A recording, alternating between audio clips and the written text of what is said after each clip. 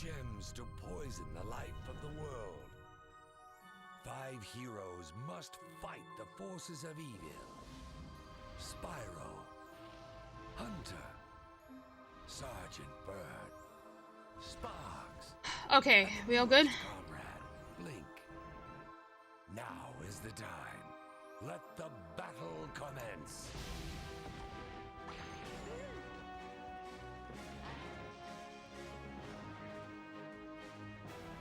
Yeah. Okay. Okay. Hopefully everything's good. Oh, god damn it. Fuck. Okay, hold on. I need to post this on Twitter. Spyro, a hero's tale. The adventure has begun.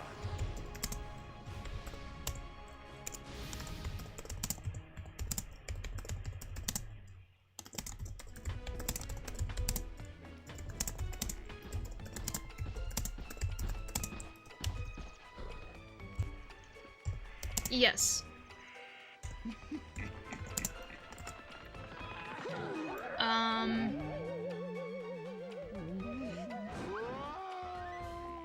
That's weird. I sent him the link.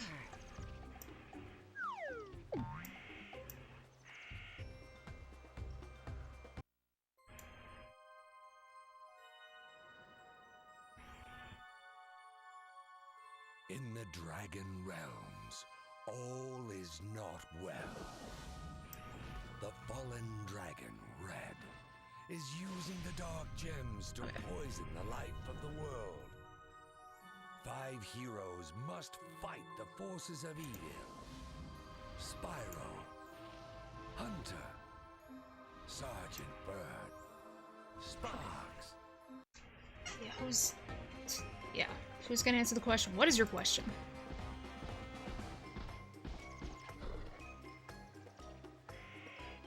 What?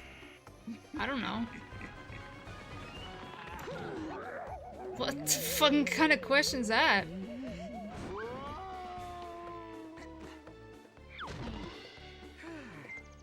I know that.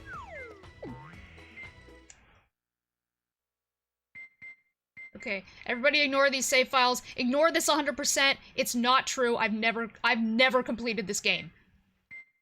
I have never finished this game, let alone completed 100%. I don't know what that's from.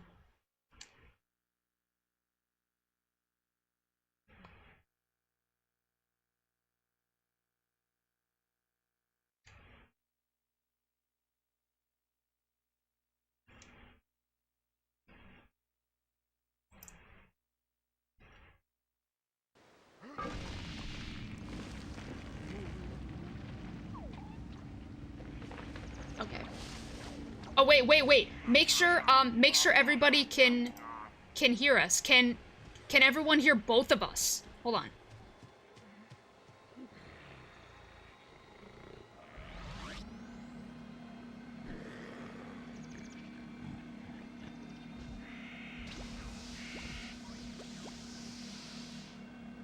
Okay. Hold on.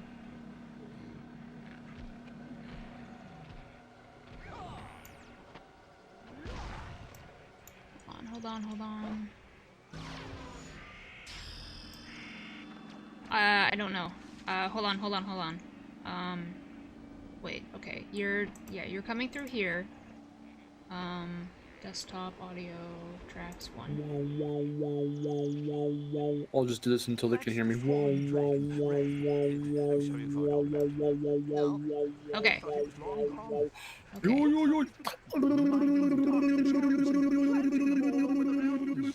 He's even got Nasty Nork and his minions doing all this dirty work. Nasty Nork? Didn't I defeat that guy years ago? Okay. Huh. Now... Can everyone hear me? Now can everyone hear him? So many questions. Please, I've been trapped in the Dark Realms for eons. Okay, it seems like... Alright, Let me shut everyone out again when you're ready. He's still Good luck, having Spyro. trouble getting in. It just shows the Now, I'll unlock loading that door so you can... screen, I guess. Oh, Spyro. Why does everyone have so much trouble with Gosme? God damn it. It shouldn't be that hard.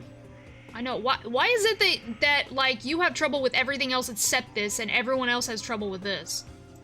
Because I was built different. That means nothing. Twilight, please stop spamming the chat. Thank you very much.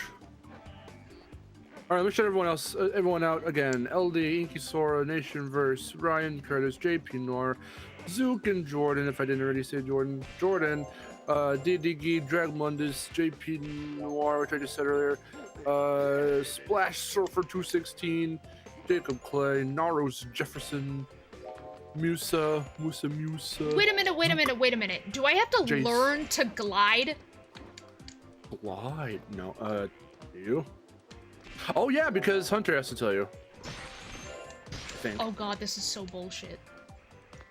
Yeah, I think it's after Hunter tells you. This is what? Come on, it's so basic, guys. Really? Like, you had one job. How do you mess it up that badly?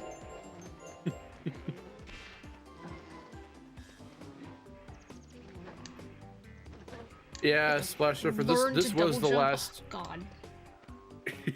This was the last like classic Spyro platformer before we got the Legend reboot, and they did take a lot from both End of the Dragonfly and this game.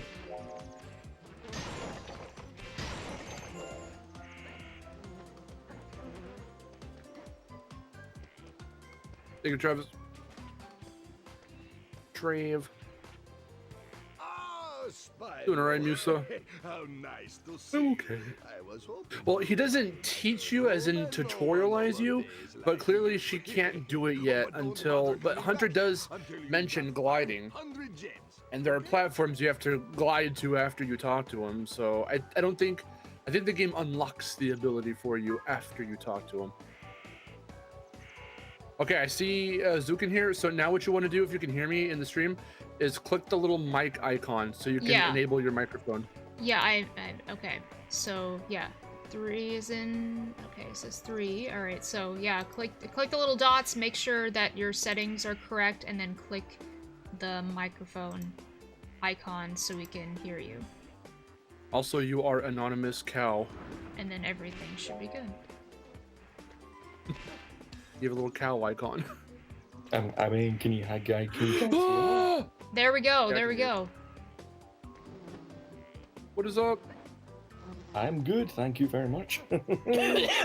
Oh god, that scream tore my throat. Alright, Everyone, cool. welcome Zook. Okay, to the okay, voice okay, I'm box. confused right now. I'm Miharu, that's Mark. What? Sorry. I thought that would stop your sorry, confusion. sorry, Hi. I was just playing both the stream and this voice chat at the same time, so... Oh, okay. Yeah, make sure to mute one. So can you guys hear me alright? Yeah. Thank God for that. Okay, hold on. And everyone can I hear am you in not the a chat as fan well. of new money, but Yay! it is money after all. So, And since go inside Solid and is buy away enough. for 3 weeks, I may as well take his place. Huh. What is Solid up to, actually? He's away for like, he's on his like, he's away Feel free on to like browse his job my or something, like fibers, on his ship and for 3 so weeks. expensive. He was put on a ship.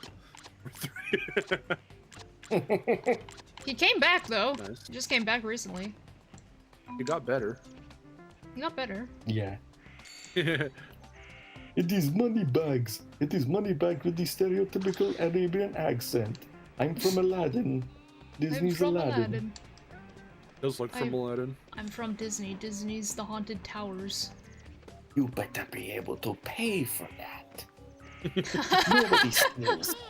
I like that voice. I like that voice that you just did. I knew you would.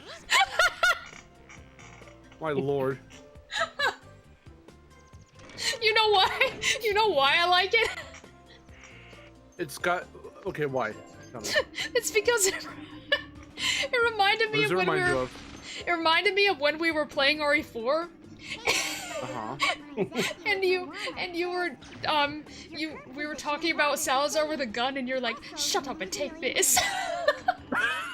It was funny. It was funny. I just played Resident Evil 4 like last year, you know. That seems kind of bad. I actually enjoyed that game. Yeah, Oh yeah, this is the million brain cells thing. it's a good game. Everyone's talking about Terra Strong in the chat. Oh yeah, the voice of Twilight Sparkle and Timmy Turner. Look at this dark gem. It's pulsating with The best healing. Harley Quinn. And here's Terra Strong again. Would look nice on an engagement ring. Don't you think, Spyro? Everyone in this And, game is. Dragon as Maybe Amy the dragon Rose, elder can tell you how I to should say. smash it into bits.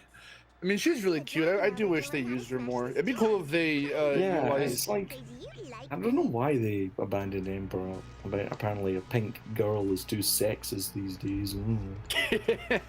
I do wish they used these guys more. Like, imagine if you saw them in like the Legend reboot or something. That'd be really cool. I think people have done their own like fan art for that, like what they would look like in that style. Yeah, but they've got Cinder, and it's like, oh, okay. That's true. Love triangle and shit. A love God. triangle in Spyro. As if that's Amazing. what we need nowadays. Oh, Frankie's here. What up? And Raven. Oh, Raven and Frankie Boy. Ah, now I lost my train of thought from what I was saying earlier. Dang it. And here's Solid saying that I wouldn't show up for a stream. Yeah, you know, Solid, you know, go F yourself. Well, you know what, All the Solid? You tables could have just turned. die. Yeah, something like that. Hey, who's Red? Ah, red Oh, I was gonna say, responds everyone in this to game is that either Terra I Strong or Just Harnell. I'd It's tell true. you the It's a bit of both. Or They got- Suzanne Blake. they got Or two Su- or people, and they were Suzanne just like, Blake's that's the- enough. really long time to They thought they tell could do the Spyro 1 thing and only use like 5 voice actors. Yeah. So, Yeah, it saves money. how about I just tell you how to destroy true. the dark gems instead? I'm old and I take a I gotta really get long paid, you know? time to To tell destroy dark stories. gems, you should use To your tell own stories. Oh. I give a really long time to tell stories, you know, Spyro. I'm old, and that is my joke, you know? Oh, now I can double jump. Okay, so this guy teaches me to double jump and also... Oh, great. Oh, that's how you had bash! You know, XX circle! Horn dive. Did you know, Spyro, we're ripping off Jack and Daxter? Jesus Christ, I hope we don't get sued Jesus or Christ, something. I hope we don't get... I hope we don't get sued. Spyro, did you know we're going to get sued? Did you know How you we're going to going tell to this to get the sued judge? for ripping off Jack and Dexter? We have a lot of money. I'm sure we can pay off the judge. Many bags would say that. I mean, granted, the last 3 games were made by Insomniac, and they made most money for us. But you know, might as well borrow a few change while we can. If you find a dragon egg and get back here safely, I'll open the door. Who said, Travis, was it you who said that Spyro sounds like he's doing a Roz impression? It is what it sounds like. So, Hunter, feeling awesome yet? You're done feeling awesome, yeah, that's what he says. I'm Wacko from Animaniacs. And then he made a Can't you Crash tell? reference. I'm voiced by Jess Harnell. Harnell. Hey, Or no. Okay, hold on. That was really you can use the sly. They double made a little jump Crash and glide reference. to travel further. Maniacs. Glide That was over really these funny. ledges to find a dragon egg. Yeah, okay, so Hunter did teach me how to glide. Glide. Glide. Like he does in every other game. How surprising. Spyro rolled his eyes because they're breaking the fourth wall. Get it? He teaches him how to glide one too many times. Get used to that because they do that every time in the game. Get used to this game being not funny because it's not funny. Right, okay. To be fair, I do actually like this game. I don't think it's like bad or anything. It's actually probably my probably third favorite Spyro game behind the original trilogy reignited. Oh wait, no, sorry. It's probably my fourth favorite game behind the original trilogy reignited in Season of Flame. Huh. You like Season of Flame that much? Okay, Season of Flame's not perfect, I'll give you that, but Agent 9 levels can shut it up. I like to describe this game's humor as trying to be Rayman 3 or Twinsanity. They both. Which is funny because Twinsanity came out at the exact same time as this game did. Yep. If it's trying to be Rayman 3, it should try harder because Rayman 3 is funny. Sure, but also Rayman 3 was the first in Rayman's franchise to really go for that like kind of sarcastic, almost Animaniac styled dialogue-based humor with like references and whatnot, and like fourth wall breaking. Rayman's 1 and 2 didn't do that. You should probably reach to the writers before, you know, consulting about that kind of humor, so you know your humor can be, you know, funny. No, what they did was they got a bit of advice there, you know. Well, why hire good writers to do some good writing when you can just get a comedian to say everything? They'll say it funny. It's fine. John Leguizamo was perfect as Glowbox. I guess so. I mean, he was funny sometimes as Glowbox, I'm not gonna lie. Yeah, sometimes. The key word there. I think Rayman 3 is mostly funny because the well, I mean, I'm laughing at the audio quality mostly, because the voices are so drowned out over the sound effects. Like, the audio balancing is so bad in that game, that just makes me laugh.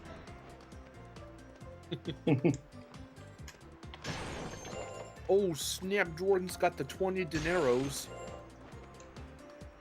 The 11-7 dineros. 11-7. Dineros. Dineros. Let that child alone. Thank you, Jordan. Hi, Miharu. Mark, and it's 18 months Thank for you, Duke, Jordan, Duchess, for I your think. your contribution. You donated 20 to the square root of itself or more in currency. You donated all your life savings to this channel. Thank you very much. You could have paid your bills, but okay. Hey, nice one, Spyro. You managed to find the dragon egg. All right.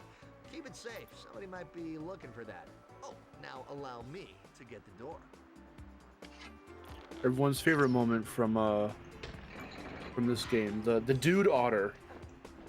Dude otter. Dude, man, dude. That's all I can say, man, because I'm a stereotype, dude.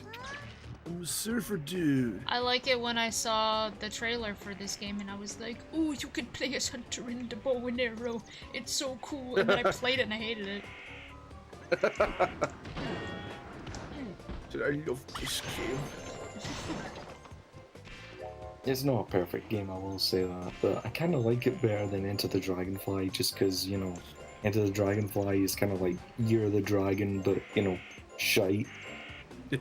I mean, yeah, but at least they knew the basics of the controls. It was That's funny. True. That's true. It was funny because I was trying to tell that to Miharu in our Twitter DMs before she started. I was like, yeah, I mean, I'm like, you'll have fun with this, and she's like, will I? I'm like, well, it's better than Enter the Dragonfly, and she's like, is it? I'm like, it doesn't break every like 3 seconds. No crazy glitches happen every frame. And the frame rate chugs like a motherfucker. Enemies don't go sliding fucking 50 feet away from you when you charge into them.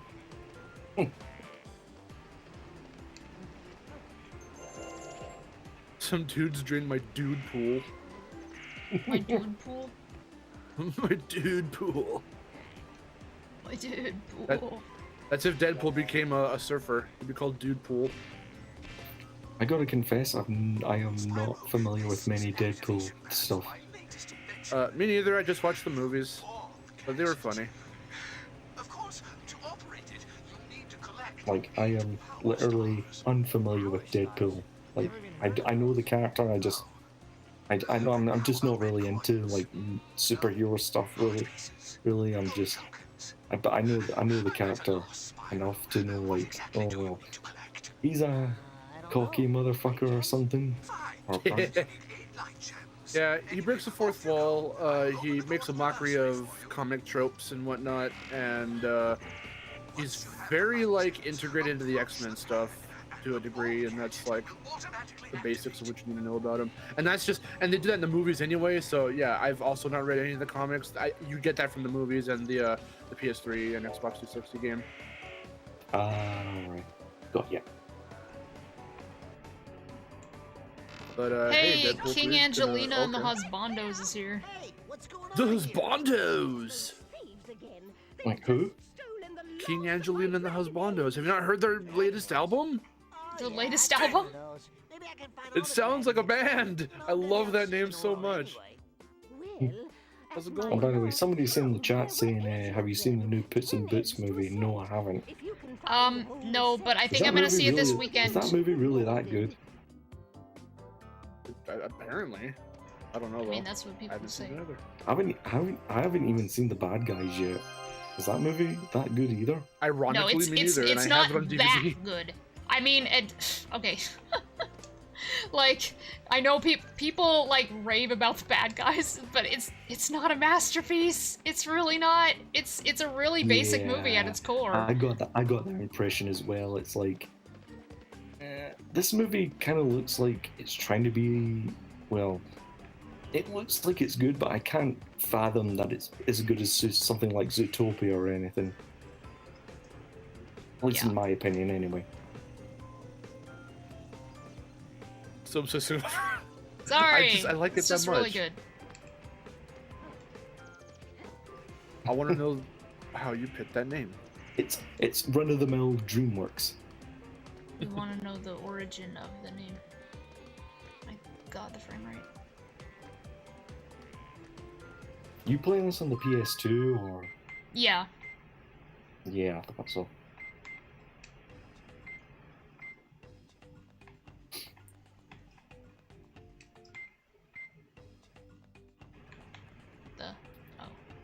Use that. By the way, how do you get the? See on the Cosme page, I can't see the footage. So how do you get that? You should have to screen share. Yeah, I'd have to screen share for that. Oh, you know what? I'm gonna change that to active. Okay, would you be able to? I don't think it's really gonna needed. take everything. Oh, because when I click on the YouTube, the actual YouTube screen, the voice chat, and that's kind of delayed. So it's yeah. I tend to just deal with it. It is super delayed. Well, yeah, it's delayed, but that's just how it is. Like you just have to mute the. Fair enough. Stream. Fair dues. Fair dues. Yeah, it does make it kind of hard to react to stuff, but I'll rely on her telling me like what's going on in real time.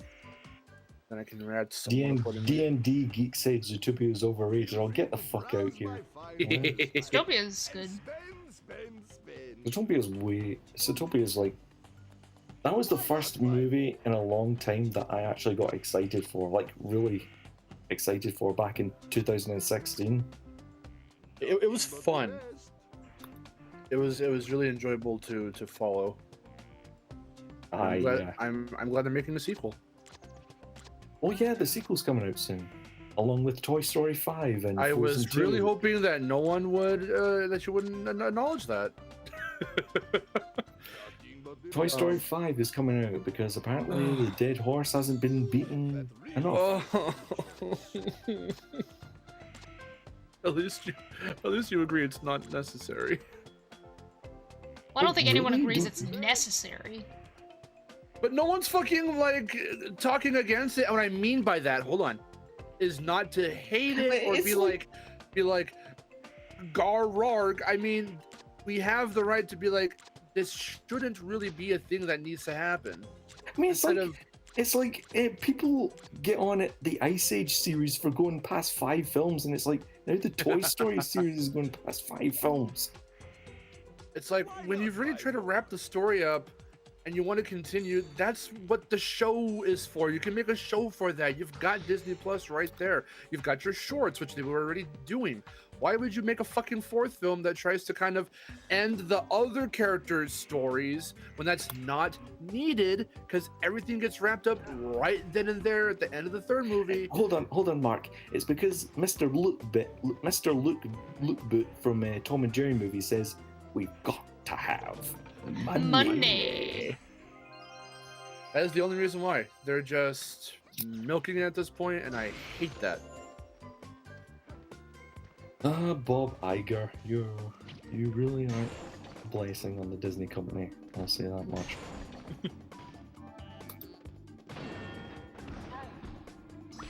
Let's see, with Ice Age, I liked pretty much the first 3. It's usually the first 3, and that's something like I wonder if someone out there has to have made like some kind of video essay type of dealio on like, oh, when movies, and whether it's, you know, live action or animated, when a franchise like that movie franchise goes to like the 4th, like just call it the 4th, so that way it's like, okay, usually things are in a trilogy, you can tell a 3-part story, it's almost like 3 acts in a way, it's a very neat number for, you know, movie making.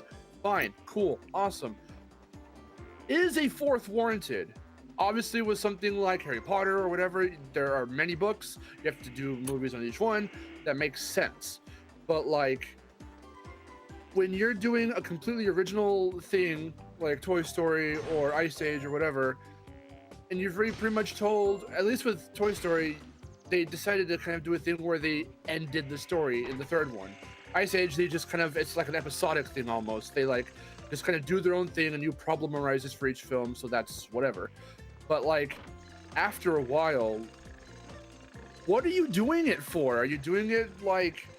And it's like they already made like a Lightyear spin-off movie. It's like you've got 4 movies and a spin-off. It's like, dude, after that, you best be putting the dead horse to rest now, really. Yeah, and again, they have those shorts, which I don't mind those existing because they're their own one-off little things that are spin-offs. You can technically consider them non-canon in a way, and you can tell that they all take place after 3 because it's Bonnie. That's fine, perfectly fine. If you want to continue anything with them, that's the best way to go, and they should have just stuck to that. Why make a 4th, and why have plans for a 5th? It just makes no sense. Well, I redirect you to the Mr. Luke Boot phrase. Yeah, only plausible reason why. Corporations, fuck them, man. Excuse my language, but you know.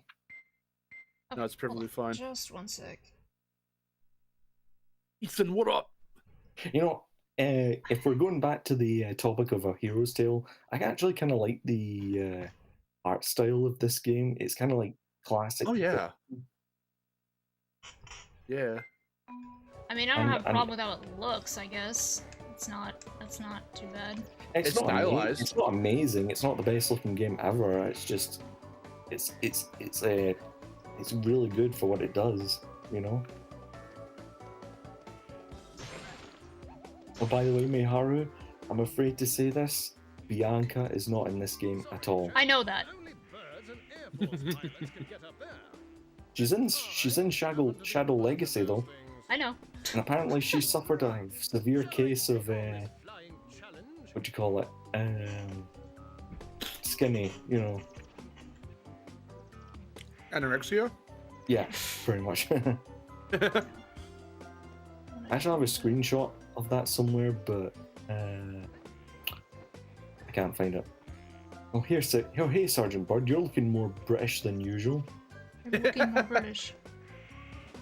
You might as well be voiced by John Cleese at this point. A nice piece of detail though for his design here is that it takes from the original design that he was supposed to look like in Spyro 3, which he kind of does, because in the introductory cutscene, well, rather, I guess his debut cutscene, where it's Bianca and the sorceress and all them, and you see him in the cage, he's got the original colors and everything, and the gradient on his chest, and the silver helmet.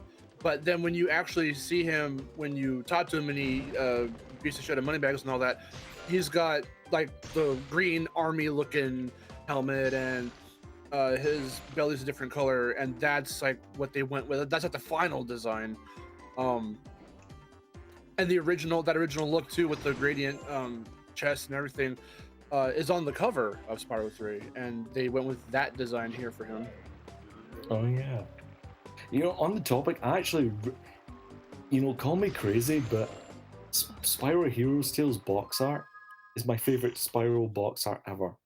It's good. It is really good.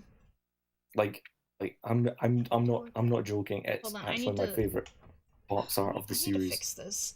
Because it was made by what's his name? Drew Struzan. Yeah, that's right. Yeah. Yep. It doesn't look like a movie poster. That dude has artistic talent. Yep, it's awesome. Dave, what up? Hey, yo, Dave. How's it going? How's it going, dude? How's it going, dude? Ethan says, I actually never played this game or heard of it till the internet. I would say if you're a fan of Spyro, give it a shot. I'm the same with some games.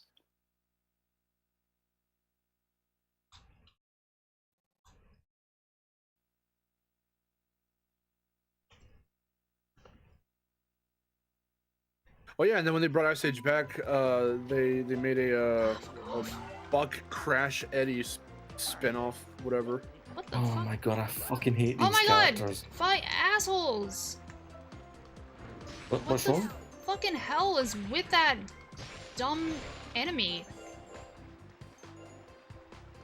Oh, these fucks? Yeah, the freaking. What the hell? Crossbow. Oh my god! The crossbow enemies? These guys suck. Yeah. The crossbow enemies? Yeah, they don't even give me time to react.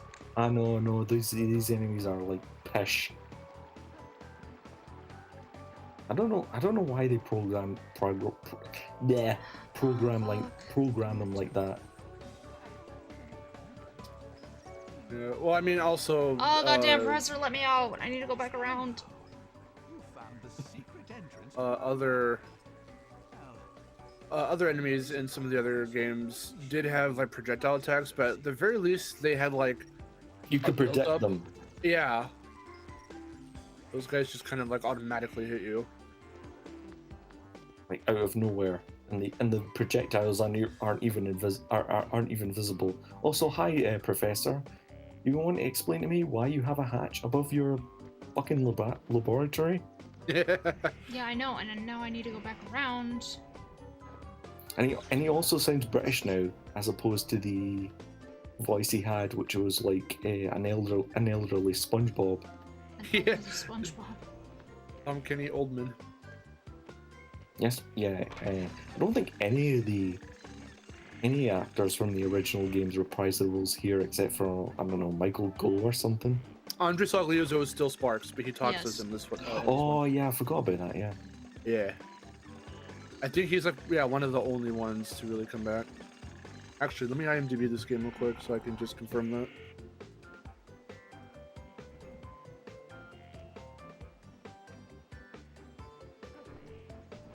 So how's the game going for you, Miharu?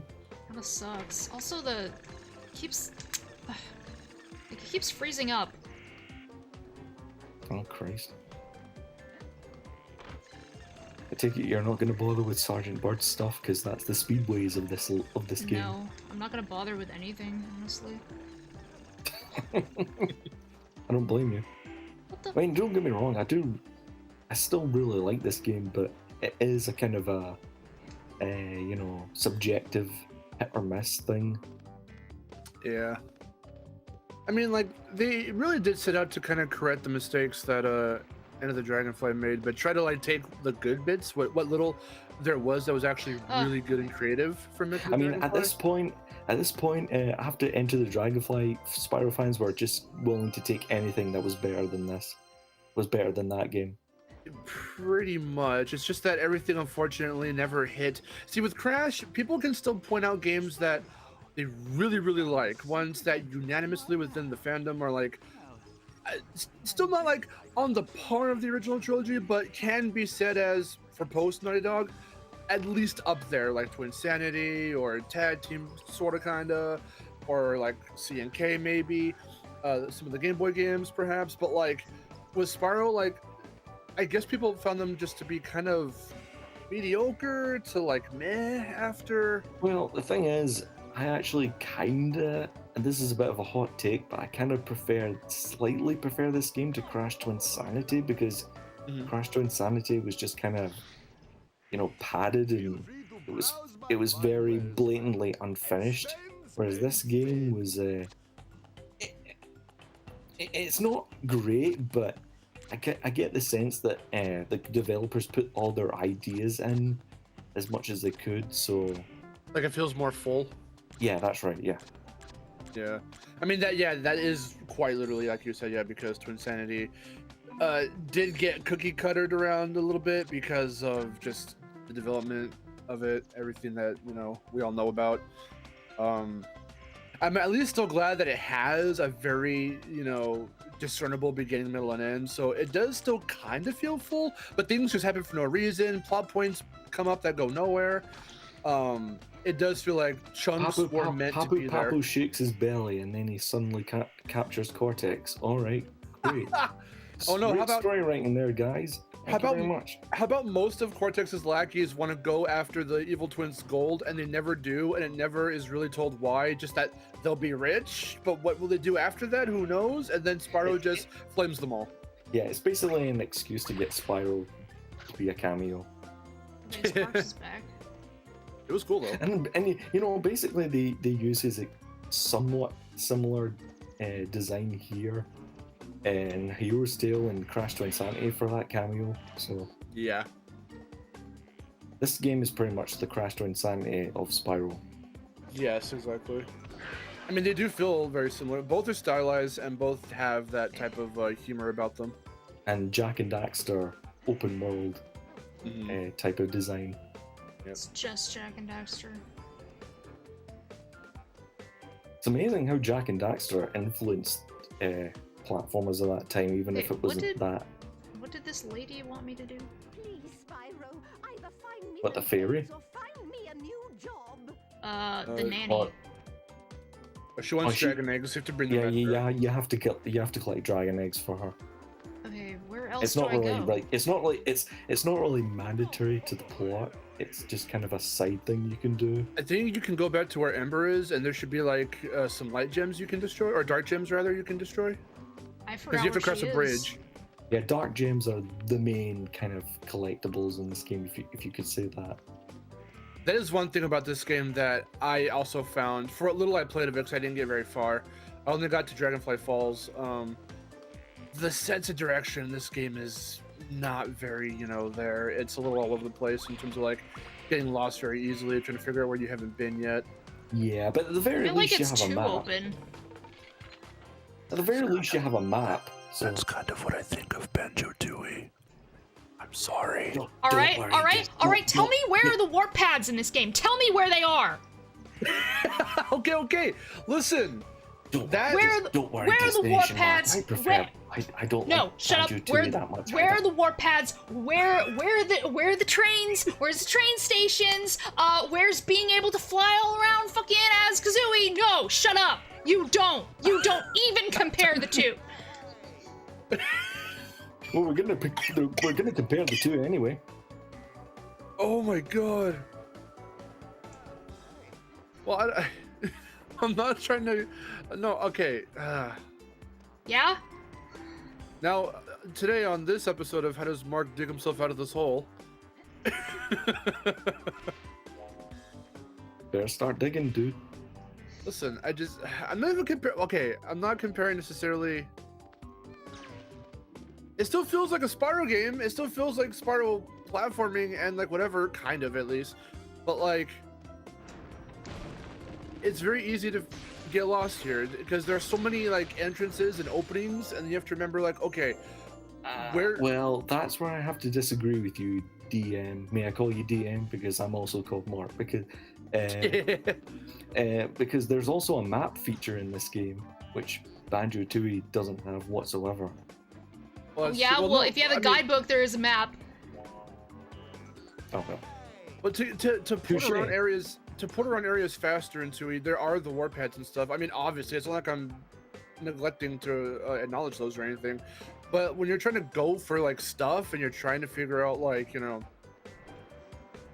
I think it's the fact that with Banjo-Tooie, whenever I usually compare that game, it's to Kazooie, Banjo-Kazooie.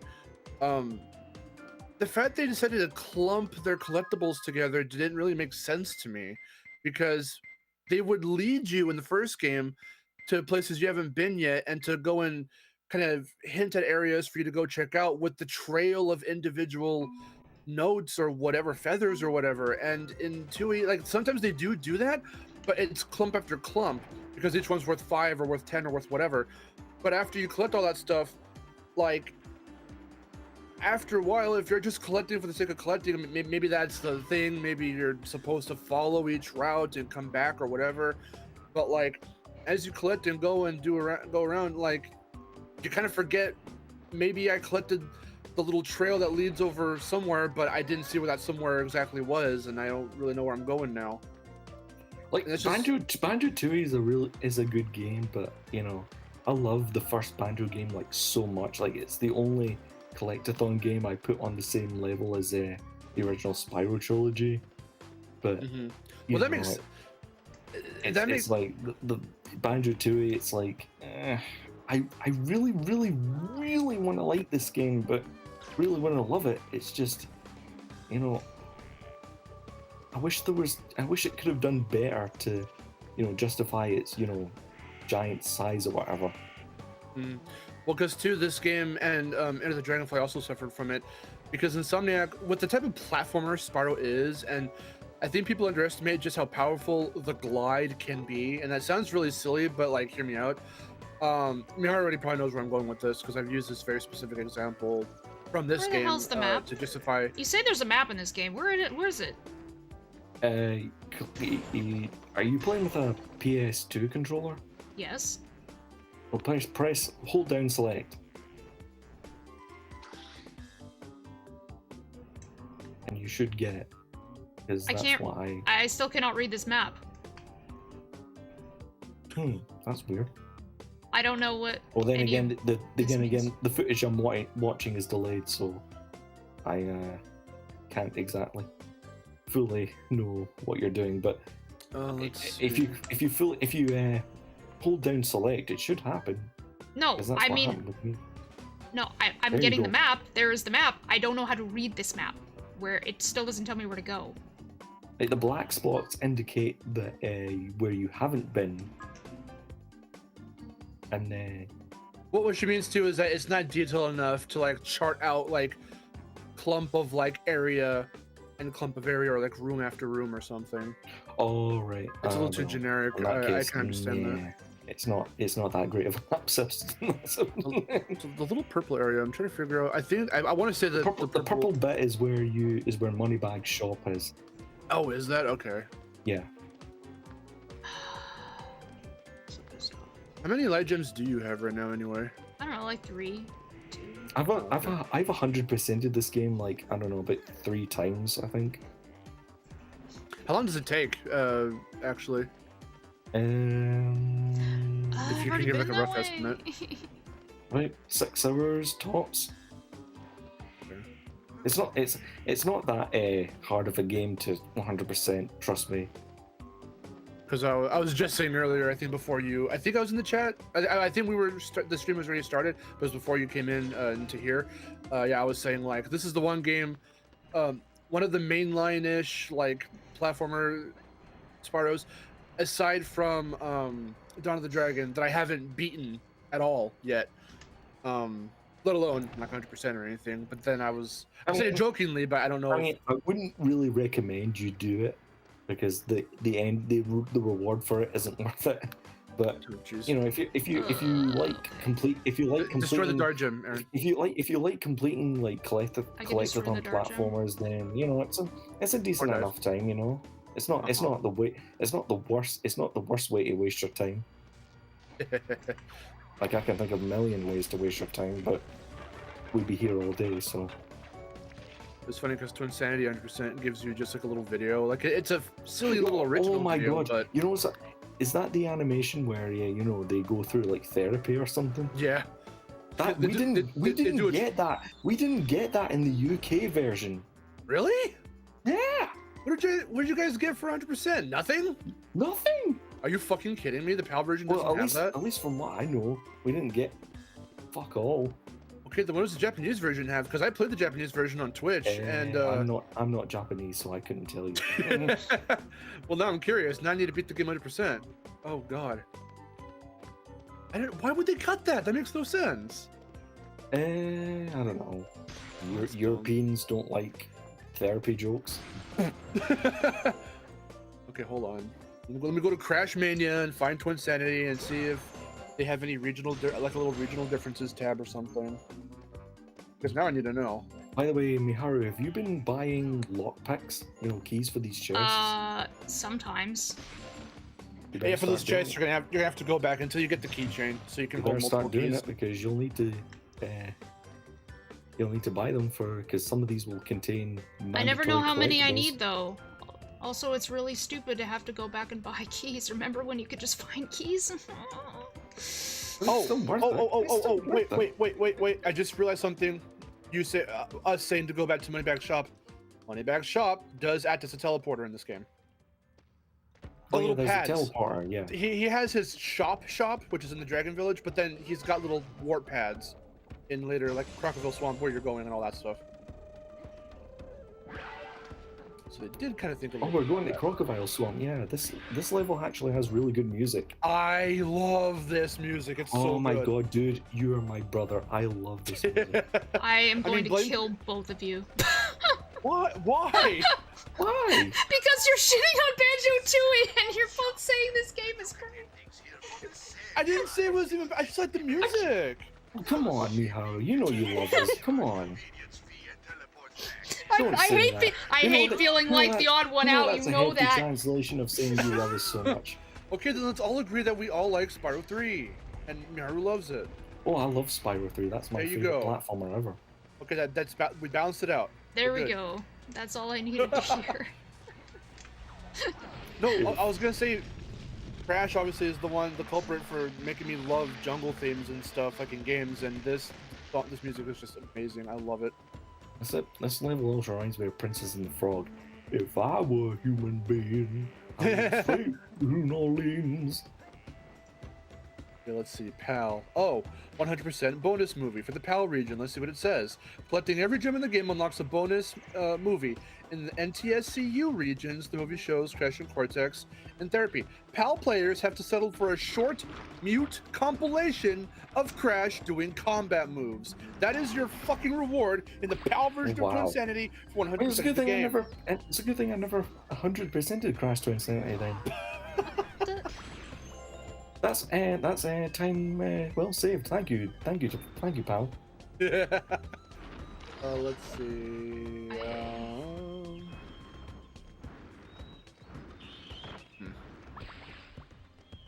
Oh yeah, for some reason. Spiders, generic spider enemies. Thank you, game.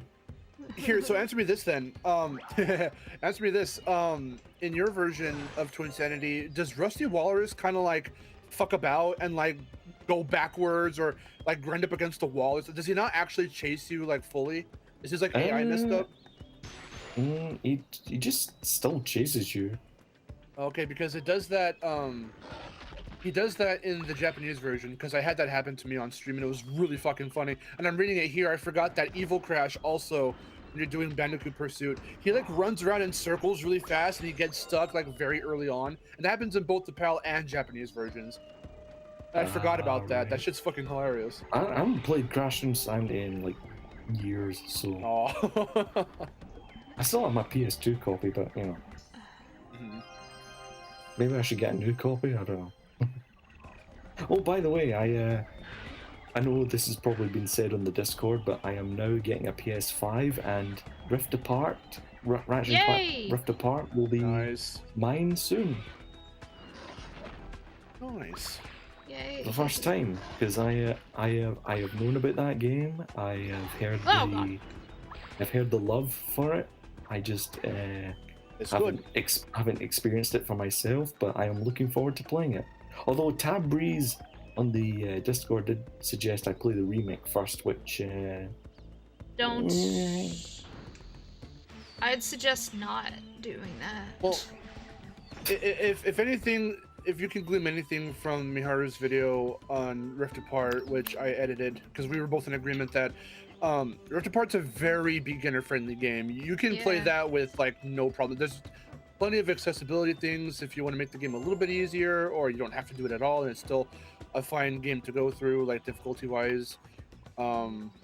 One of the only real, like, besides the whole everyone's too nice to each other, Flanderization, besides that bullshit, the actual, like, real criticism that I've heard that I do kind of agree with to a degree, is that some of the enemies and, like, little bosses feel a little too repetitive. Like, you'll fight a ton of Grunthors, which is giant dinosaur-looking creatures. You'll fight, you know, a bunch of nefarious juggernauts, which are those big robots. Like, you'll fight them a bunch of times throughout the game. It's not like just the repetitiveness of it either. It's like something about the gameplay feels like, I don't know. I mean, it's almost like the gameplay is repetitive in itself. It's monotonous. But like, it's like, you know, the enemies are like, oh, you know, not enough variety. But then again, it's kind of been like that for a while now, so that's not even really a problem. But also, there's not a lot of good like weapon variety, I would say. I feel I do know that the game always forces you to go and buy a pixelizer and all that shit. Well, yeah, but I mean, well, that's the reboot. But like, but it's not just that. It's not just like a game telling you to buy something. It's just like the weapons in like the way they work and like the amount of damage they do. It's like some of it just isn't really worth it. I feel like in the end, the only weapon I use is the cold snap or the cold front. It's the most OP weapon in the entire game. It's better than the Rhino. The Rhino exists to be an Easter egg weapon in this game. It barely does any damage. That is true. It's not even Easter yet. Come on, Easter Bunny. I bought Easter candy today. Sometime. Oh fuck! I bought some Easter candy today. To munch on, not to prep for Easter. We don't do anything for Easter anymore. I was like, I like peanut butter cup eggs. And don't jump in that brown stuff because it's quicksand. Well, I'm pretty sure you know that already. I didn't know the difference. I didn't know it was brown stuff. I thought it was a platform. It looked like the floor. Yeah. It blended in with the rest of it. I can't tell the colors apart. It didn't make any like kind of noise or anything. I mean, it didn't have like bubbly. Gooey, I mean, if you look closely, it like it has a moving. I mean, if you look closely, it has a moving texture, but like I don't know, it's fucking dark. What am I supposed to tell? This place is kind of dark. You have to go. It's weird. It's weird because this is one of the first levels in the game, so it's kind of weird to have something dark and dreary as this. Fuck off! Fuck off! What's stupid? Where are the iframes? Oh god, is it? Are they doing that? They're just like, oh, you get hit. Oh, you get hit. Oh, you get hit. What, the crocodile enemies? No, just any enemy. Like, where are the iframes in general? Enemies in this game are quite weird. Yeah. And that's an understatement, if I'm being honest. Oh, fuck. No. What Oh are my these? God. Why are these blue creatures supposed to be anime? Are they supposed to Remember be in the like very dinosaur? first game where as long as you had sparks you could jump out of the liquid? Yeah, how come you can't do that here? What? Because Spark says, "Well, your fault," and he just flies away. Didn't you see? Because Sparks is lazy. He's had enough trouble already. Come on, give the guy a break. Come He on. went to go tell Hunter that Spyro might be dead, and then Hunter says, "No, he's not dead. If you were, we'd be going back to the last save point." I know, because if we win, we go back to the previous save. I'm not. I can't do Jess Harnell's voice that good, so. The Rhino 3 is my favorite Rhino because the Rhinocerator is fucking amazing. Oh yeah, up your arsenal is S tier. Screw you, Solid. Yeah, screw you. Screw you, everybody who says it's. Oh my God. Screw you, everybody who says UIA is an S tier. Shut up. I know you're away after 3 weeks on the ship, but you know I can say if I want to. And you said I wouldn't show up in the stream. Well, here I am. So. Oh yeah. As Hikaru's saying, same reason you can't tank a TNT and Nitro in Twin Sanity. Yeah. Oh, Kaku that's does dick for stupid. you in that game. He doesn't do shit. How come collectively Aku Aku and Sparks Excuse me, 40 just agreed light to be gems? dicks? They agreed. They met up before the games came out. They said, "How about we protect them, but we don't fucking protect them?" How about Yeah, we the do right our three job, but know. we don't actually do our job? Or the Rhinocerator, as I like to How call about we do our it's job, upgraded. but just not well? How about we not do our job but get paid anyway?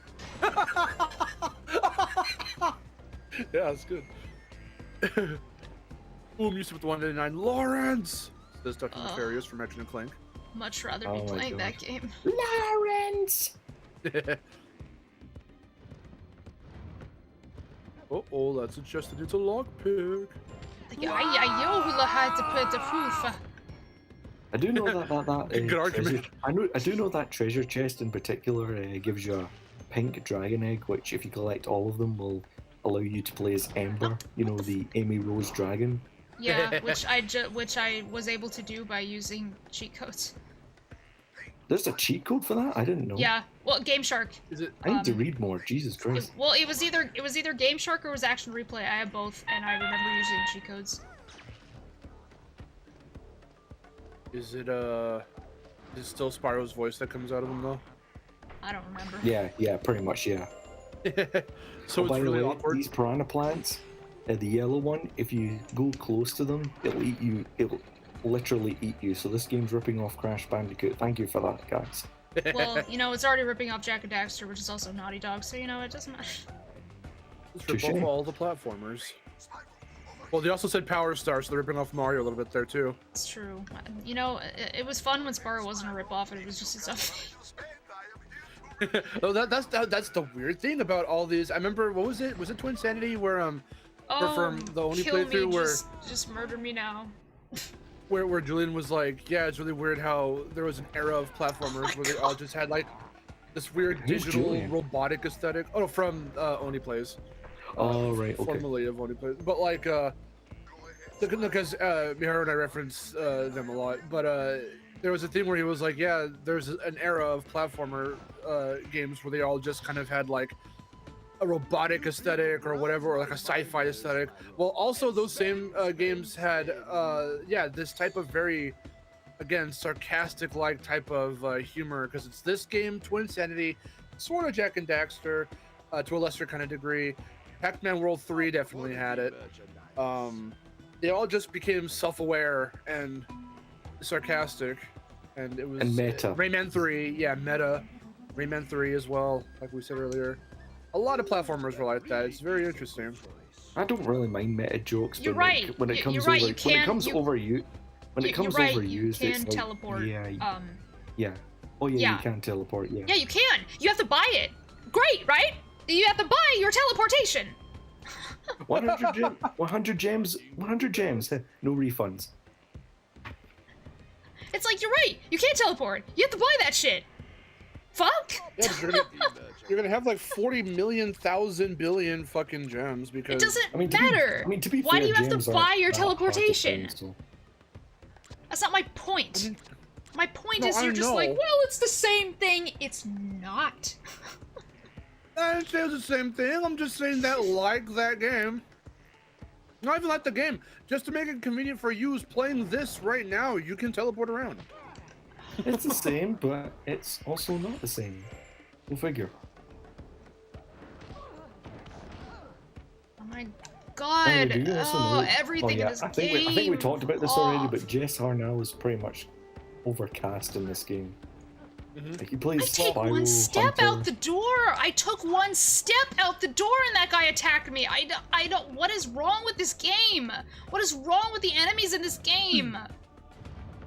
I'm looking at the IMDb page right now. There were 9 voice actors in this game. So Oh yeah. that'd be it. I do know Tara Strong is in this game, and Suzanne Blakesley. Like how much US voice actors they got for this game. Except, did you know that this game was actually made in the UK? Was it really? Yes, it was. Ooh, oh no, yeah, because it was Eurocom. Yes, it was. That's right. Yes, I think even the same composer. It was Steve Duckworth, wasn't it? I have no idea who that is. Sorry. He composed music. He also did the music for Crash Bash, and he did the music for this game. Oh yeah, Crash Bash. So I guess the Crash Bash team, as it were. I mean, probably not the exact same people. So we can connect Crash Bash to this game now. Yeah. Here's your Crash Bash 2, everyone. Thank you, It's Crash not Bash, Team for Rumble. giving us this game.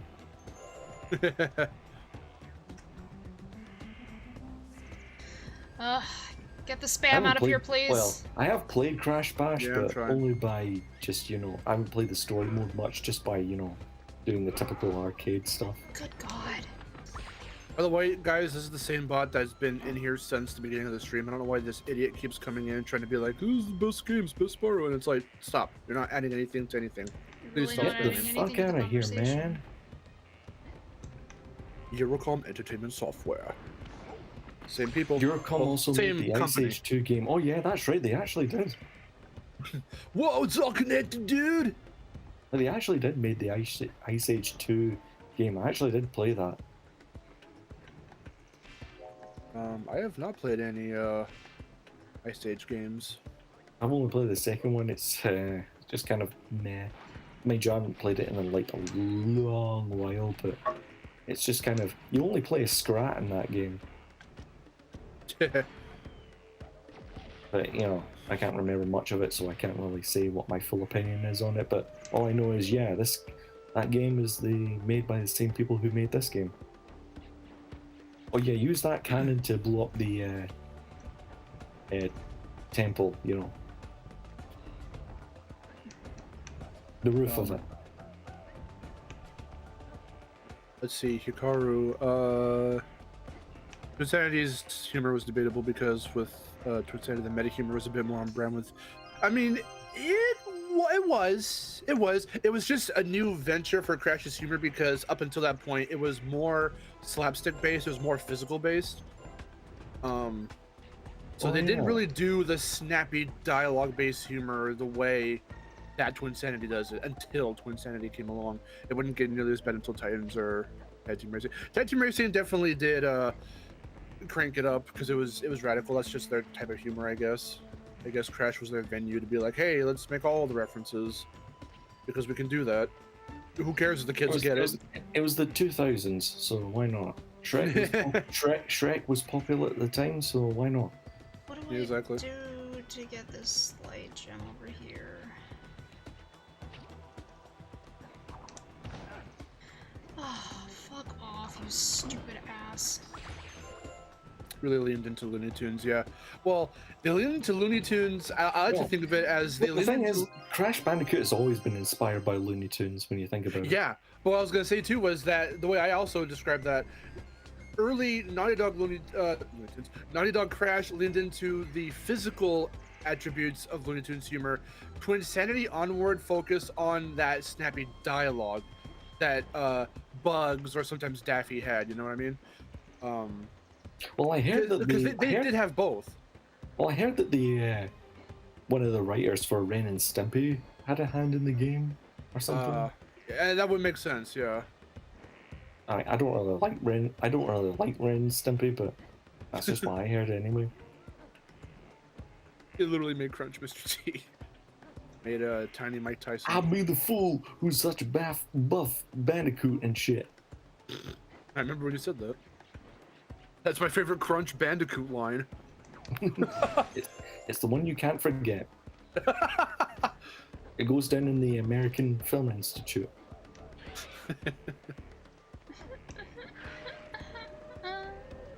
What troubles you, my beautiful girlfriend? This game. Oh, I'm sorry. Ah. That was a good answer. The perfect answer.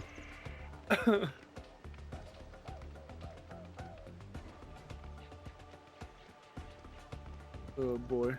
Alright, give me a minute. I don't know why this dumbass isn't giving up. Fucking spam shit. Well, this person is very They have like very 50 determined. accounts. I have 70 alternative accounts.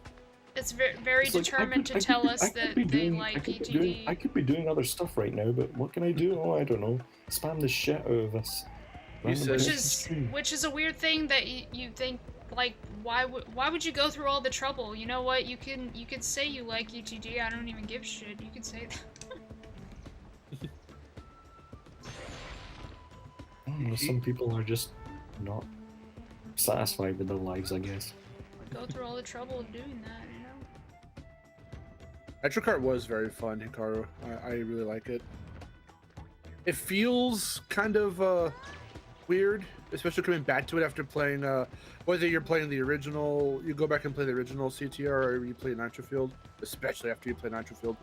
CNK is a little slower in comparison, but I like its story mode, and it's just very fun in general. It has really awesome track ideas because of the anti-gravity mechanic. Yeah, I think I still own a copy of Nitro Kart PS2, I should say. I should probably get back to it sometime. It's the only game for some weird reason where Engine's big eye is like a mechanical weird eye. Yeah. And then it just reverts back for no reason. It's like, okay, I guess that's just a That's kind of cool, creative though. change. It does look cool. I've always liked it, but I was like, okay, why was it only in this one game? That is weird. That is very, very weird. Why are we comparing? Are we comparing the humor? I'm hoping it's the humor. I'm like, why y'all comparing in the chat a platformer to a racing game? Hero Still's better than CTTR. It's like, what? Excuse me? I entirely disagree with that. I mean, I don't get me wrong. I think I do like what you call it, Crash Tag Team Racing, but I don't play it that often for some reason. Oh, come on. Miharu, you know you love me, come on. What? No, I was talking to the game. I know. I was just teasing. Oh, that was bullshit for what just happened there. But the enemy. Oh yeah, this part's kinda shit. Once you have Kind of, electric how you breath, say, you can do the thing. Ass. Yeah, when you beat Nasty Nork and burn his heart-shaped boxers. I'm not joking, that's what the boss fight includes. I thought you were gonna say burn his heart-shaped box. I don't know why. Nah, that wouldn't be as fun.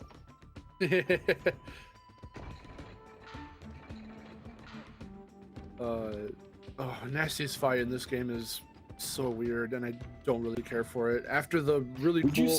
Would you say it's better or worse than the boss fight in the first game? Absolutely worse. Fuck, come on, you ass! For as, like, kind of whatever, but, like, still really, like, engaging as the first one was, I still like it for that. It does feel very satisfying. But Yeah, I get what you mean. this one is just this typical little arena, and it's you just do whatever, and it's like okay. Plus, I don't like his characterization in this game too much. Spyro, it's been a while since I last defeated you in battle. He's all like nerdy and weird, and I don't get it. He's supposed to be intimidating, so like I don't know what the angle was for him in this one. It's like there was no reason to bring him back other than they wanted to make up for him not being in Enter the Dragonfly. Exactly. Wait, can't you still spit those little thingies, Aaron? What thingies?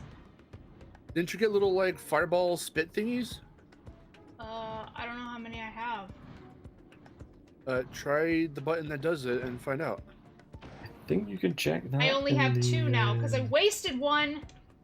Well, I'm sorry, I don't know how. I don't know how you check them. Well, by the way, do you know that Blink is in this level? Oh yay, Blink! I don't really care. 'cause I'm Everyone's not gonna favorite play character. Oh, come on, you have to show off Blink. Come on. Isn't a Spyro a Hero's Tale stream without Blink? At least talk to him. He can say the thing that sounds like you're Oh, Jesus! implied cartoon What the hell is this racism. game? It's a game. That's what you said. Implied cartoon racism. Did I even get the light from? I mean, maybe. Okay, did it save? Yeah, I guess it did. At the very least, this game is generous with checkpoints.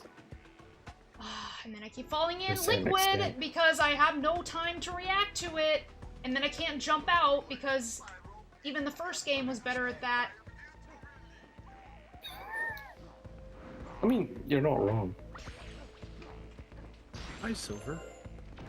Silver, did you know this game has implied What is your cartoon racism? what is your love letter to the platformer genre? I can't tell. It's really hard to single out a singular platformer. I'll say 3. I'll say 3. Sly 3, Spyro 3, and Banjo-Kazooie. That's my reaction to Sly 3. Thank you very much. Screw you, Sly 3 is awesome. Fuck that. Hey, I was gonna say, Aaron, do you want to give your thoughts on your experience with Sly 3? It's about the same experience I'm going through right now.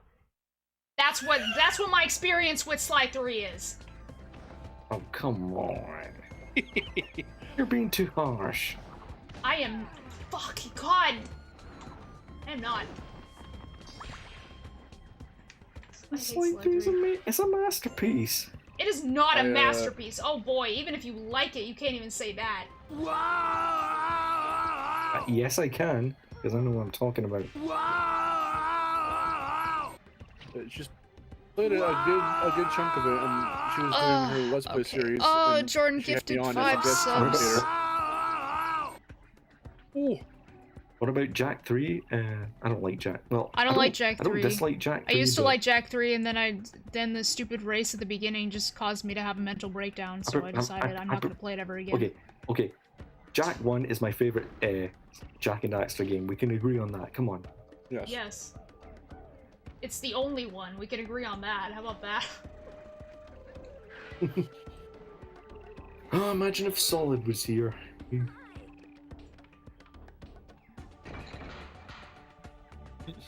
But I'm taking his place, so. My name's Blake. Blake the Mole. Mole, huh? Do you know the professor? What? Ooh, the good cookie. Of the PS2 Ratchet and Clank games, I like Going Commando because it balances the platforming and shooting elements of the franchise. I hate to say this, but Going Commando out of the 3 games is probably my least favorite. Yep. I bet I'd make a great sidekick. Wait, weapon? Going Commando is probably my least favorite of the 3 original trilogy Ratchet and Clank games. I don't dislike it. I mean, Yeah, it's all really good. Yeah, that's pretty much all it took. It was that stupid race at the beginning of Jack 3 with the Looper Lizards. Also, hi Blink. He says, I hate that stupid race. just because I'm a mole, you think I know every other mole. Whoa. Okay. racism and 3D platformers. Great. Good. I can't think. Thank you. Thank you for Implied that. cartoon racism. Playism. Please playism. I don't no, want come to. on. Come on. You know you want to. I really don't. Listen, I'll be on your side for this one. You don't have to if you don't want to. I'm only kidding. Of course you don't have to play with playism. At least we You acknowledge them. You have to talk to the. I'm not kidding. The gay dragon to Yeah. learn that pole spin move. To pole spin. Hi, fabulous. No, not the Jess. one where you're chasing the kangaroos. I like that part. I'm talking about the race when you're on the leaper lizards. Here he is. Spyro, darling, you need to learn as much as you can. Also, I don't like the vehicle controls in that game either. Gay, could you tell? Simply by turning in the opposite direction.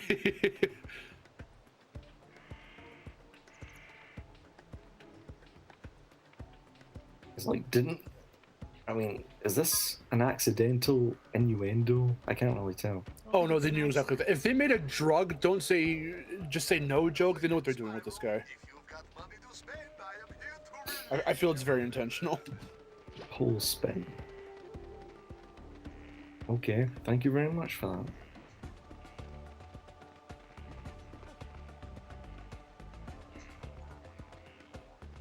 Well, now you know how. Now you've gained the ability to. Now you have gained enough experience to, go on to do pole dancing.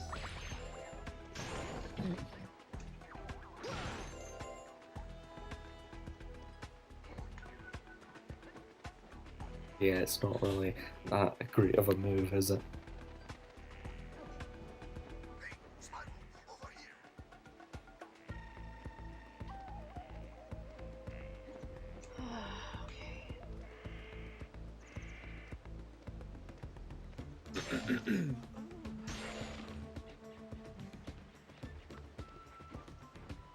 Also, thank you for getting us dinner, Aaron. What? Was it pizza? No.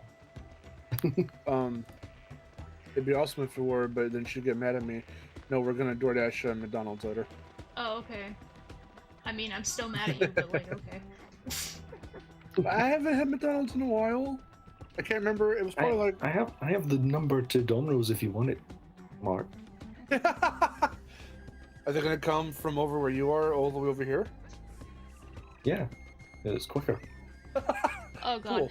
Cool. Jacob Clay, thank you so much for the $5. And earlier, thank you, Jordan, for the 5 gift memberships. Thank you. See you, Ferret. Okay. Well, see you later, Ferret. Thank you for joining. Oh my god, that spider scared me. Oh, there's a spider. Kill it. A giant motherfucking tarantula. Lick it. Lick it. What? Or are you coming up to the mini game? The one with the stereotypical redneck frog. Yeah, I just got there. All right, like I said, the footage is delayed, so. Well, I know. That's really funny. Yeah, I actually thought you meant. I thought you meant there was a spider actually in your room. That's how delayed it was. If there was a spider in my room, I'd be like, fuck. And I'd say lick it. You'd stop the stream immediately.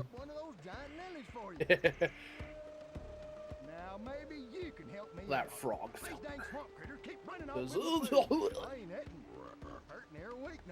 Jack 1 is the Hi only there. one that exists in my mind Hi because it's there, an actual fun, I'm ripping off Jack and Daxter because my mini game's exactly the same as that game. That is true. Oh my god, is this the same? Yes. In a way, yeah. Oh god, let me see. These loading screens remind me so much of the Bentley hacking minigames. In Sly 4? No.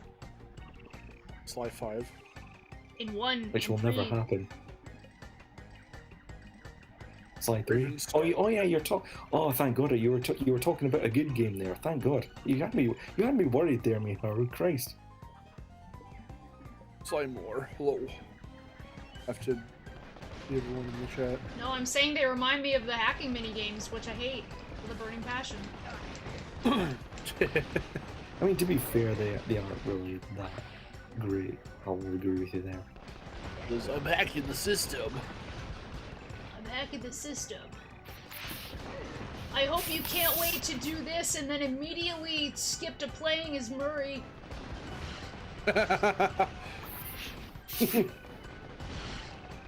You really don't like playing as Murray, do you? I really hate Murray. His controls are ass. Would you rather play as Murray or the RC again? Neither actually, because all of them suck. The RC Oh, by the way, Miharu, do you know you have to play this minigame twice to get the mandatory collectible? I'm not sure. You do. If you want the light gem, you have to play this game twice. You only get a dragon egg by playing this once, like what you're doing right now. That's fine. I'll take the egg. Okay. Oh god, the frog dude does look Fred Neck, whatever the fuck his name is. Fred Neck, yeah. Does look a little bit like a weird fucking Frogger character, and I hate that because I do not like anthropomorphic Frogger.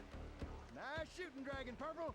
It makes zero sense to me why they did that to him at all. The only reason you don't like anthropomorphic Froggers because it doesn't make sense. Well, no, well, first off, I'm sure the other games after Great Quest were okay. Ah! Great Quest was just so fucking god-awful. It's something of a guilty pleasure because I'll gladly like play it if people want to see me be like, the fuck is this game? But seriously, the fuck is that game? All those other weird-ass fucking handheld spin-offs where they made him look a little bit more chibi, but he's still anthropomorphic. Never played them, never cared for them. My Frogger is PS1 Frogger, and not Swamp Thieves Revenge, just the first Frogger on PS1. Jedi Otso Waluigi Kid says thoughts on Secret Agent Clank. It's a piece of fucking shit. That's what it is. I've never played it. Please don't. It's a piece of shit. Played on PS2. That's not the one that was on PS2. Never mind. Like that game is actually legitimately atrocious. How long have I been going? Oh, by the way, you missed a light gem. It was not on PS2. Oh, it was on PS2. I have never ever played Frogger. You should play Frogger on PS1. PS1 game? It's really good. It is challenging, but it's fun, and it's got damn good music. Oh, Frogger does predate the PS1, Jace, but the PS1 Frogger adaptation is really fucking good. Frogger 2 is shit. The cutscenes look like ass, the story makes no goddamn sense, and the hit detection and death perception are pretty fucked. Ah, right. I'll take your word for it. I mean, at the same time, if you're so inclined, don't hesitate to check it out if it intrigues you. But just I guess be aware that having grown up with Frogger, at least those couple games, the first one's really fun. The second one, I don't care for personally. All right.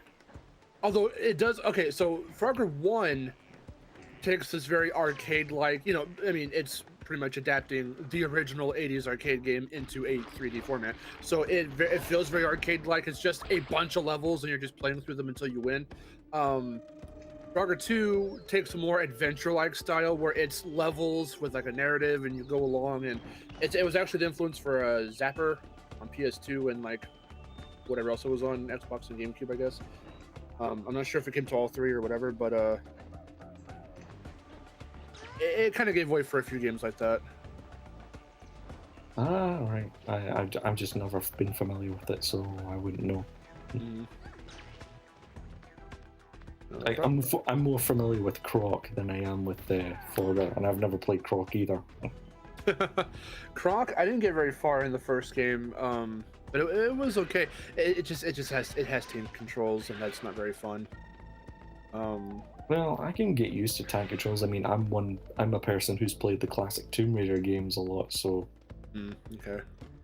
But you know, it depends on how they're done and how they're executed and how the game designers, you know, designed the levels around these controls that makes them work.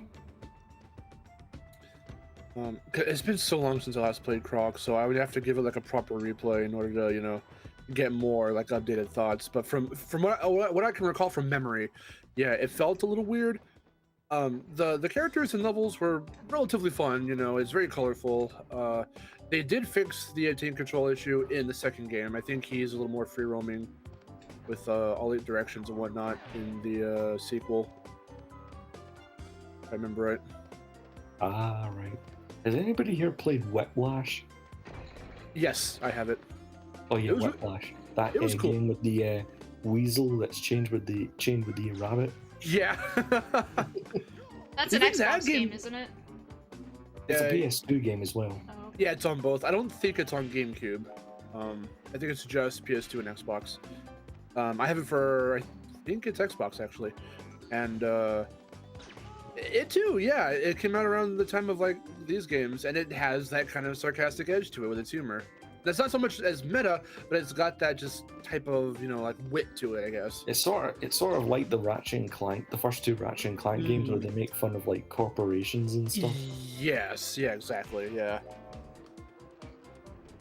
It was a neat concept. I liked it. I didn't beat it, but I got through a good little chunk of it.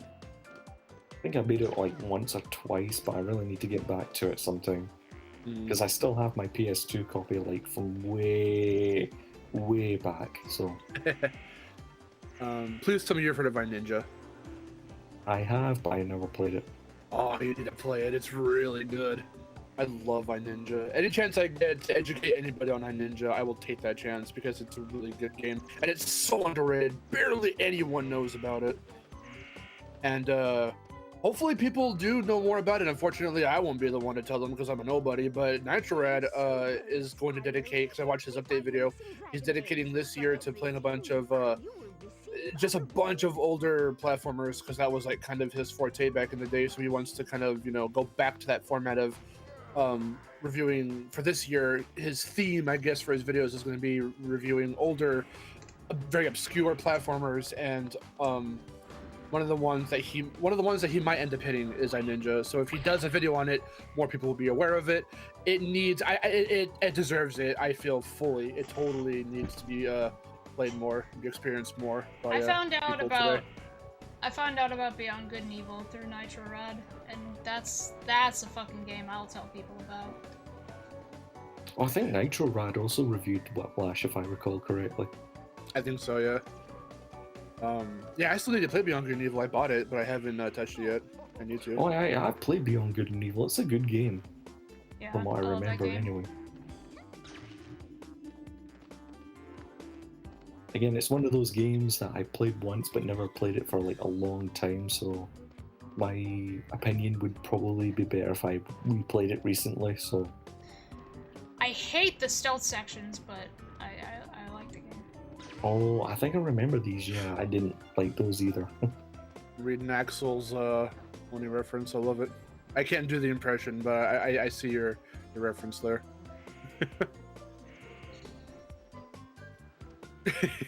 Oh, by the way, Miharu, are you trying to find the next level? I don't know what I'm doing. How many legends do you have? You have to go back to the professor right there. You know where he was with the gadget. Do you have enough light gems? I don't know. How many did I need? 8.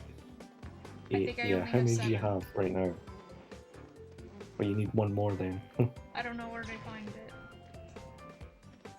it. Have you already been in the professor's? Sergeant Bird. Oh yeah, Sergeant Bird, yeah. I'm like, you're gonna probably have to do a bullshit one. I'm not really sure where else you can get one. I'm trying to think. You can buy where you could get one easily, but you can check some of. Can't she check some of the lock chests? Nobody gives me a light gem though. They all give me dragon eggs. What about the lock chest? Try and get a. Oh yeah, buy the key for the treasure chest.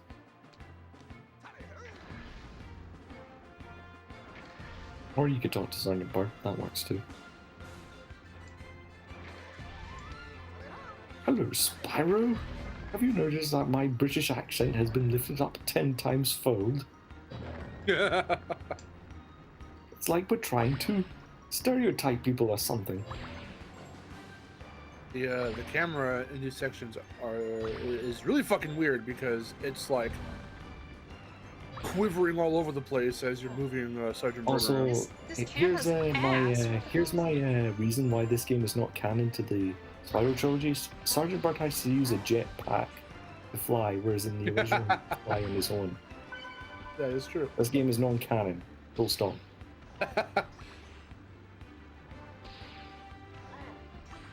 Rain World. It's an indie game that's a difficult and immersive ecosystem simulator. I have not heard of that. Neither have I.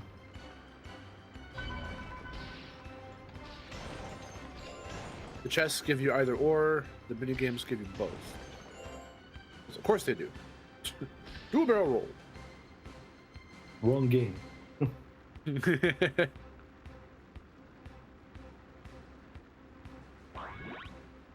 Musa's heading out. See you later. Thanks for joining.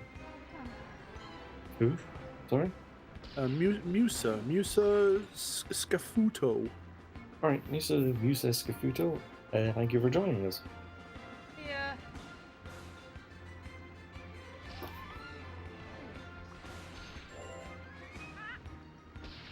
These speed boos are...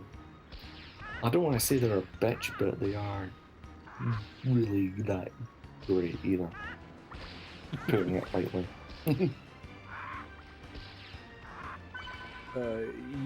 Yeah, Hikaru, she's gonna be going to Dragonfly Falls next. At some point you do have to fight. Is it on your way there? I forget at what point you have to fight Nasty.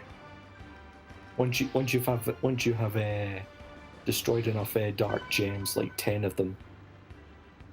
There's like a little entrance that opens up or something. Yeah. You know when the cave when Nasty Nork enters in where the evil block the way. Those go away once you've destroyed enough. Once you've destroyed 10 dark gems. There's no pattern to these speedways. What were you expecting? Consistency? This is Spyro Hero's Tale, for crying out loud. Okay, then why does everyone say it's a good game? Because it looks fun. Ha! Because even games that we like, we can still make fun of them. Says, oh, you get to play as Hunter. You can still like the game and not say it's not a good game. Oh, sure. Island Speedway. Original title there. Thank you, guys. Is it nice? What up? Oh, hi there, Zenith, hero. I don't want to do that. I don't want to do that. No, I don't want to do that. Chica Boy said no too. See you later. See you later, Chicky Boy. Thank you for showing up. Something decent like a light gem. Oh, so a dragon egg isn't decent? Thank you for insulting Spyro. Spyro's kind there, Sergeant Bird.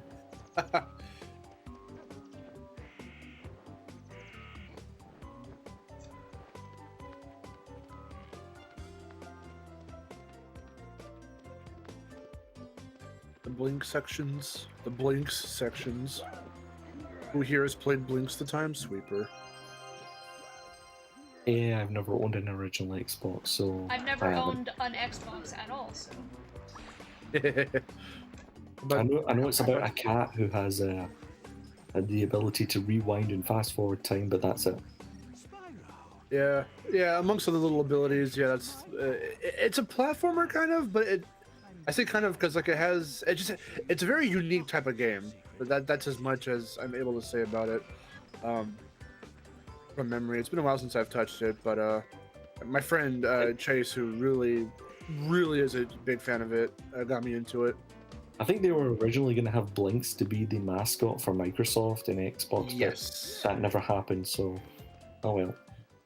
Yes, they did want to. You can tell Microsoft just loves to try and kind of cash in on like what's trending, what's the hippiness hoppiness thing at the time, because the mascot platformer was everywhere.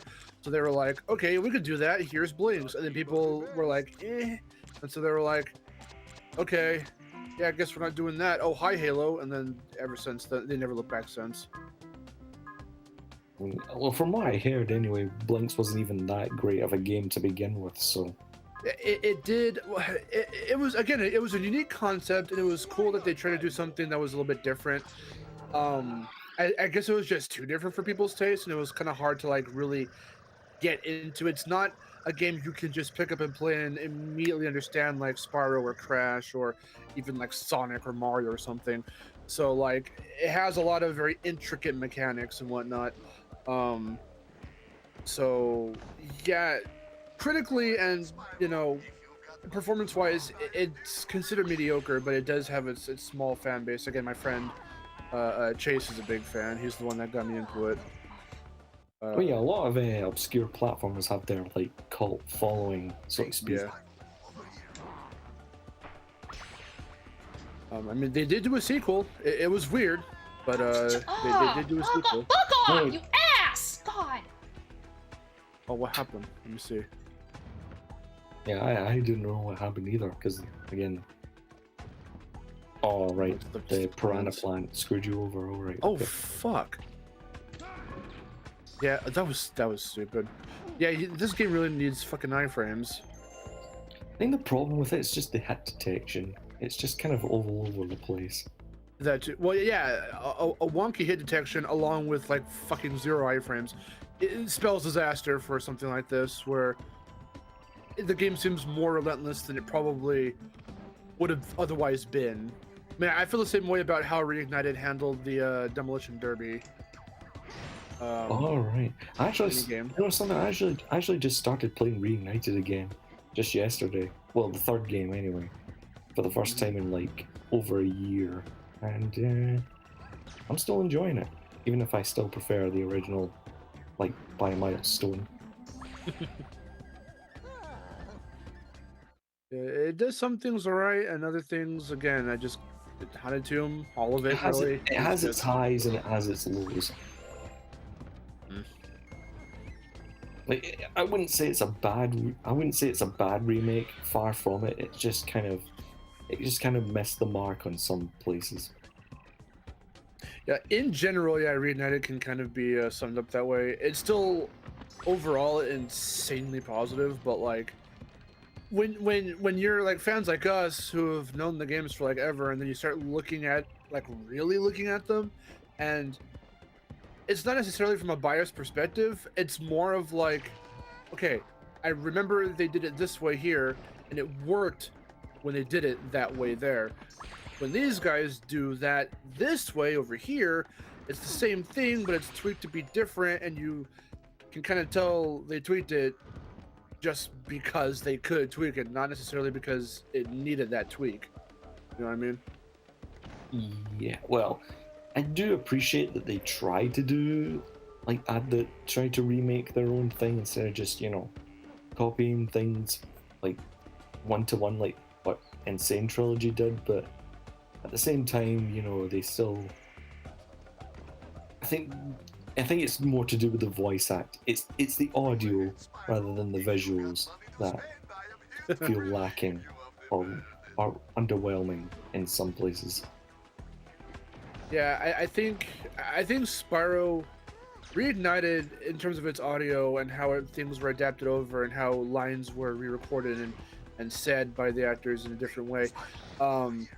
Sometimes it misses the mark, sometimes it nails it. Insane's audio issues for me, I would say, not really with the voice acting. I would say definitely with the music. Some tracks in Crash 1, they just fucking botched, and it's a shame because I love Crash 1 soundtrack so much. I mean, I'm always biased towards the original soundtrack, so I don't really dig Insane or Reignited's remix soundtracks either. So Oh yeah, Reignited music actually too. Yeah, it pretty much botched everything. The entirety. No, I was actually gonna say this, because I've always said this. Insane. Except for like Ice Cavern and Frozen Altars, those are like top notch.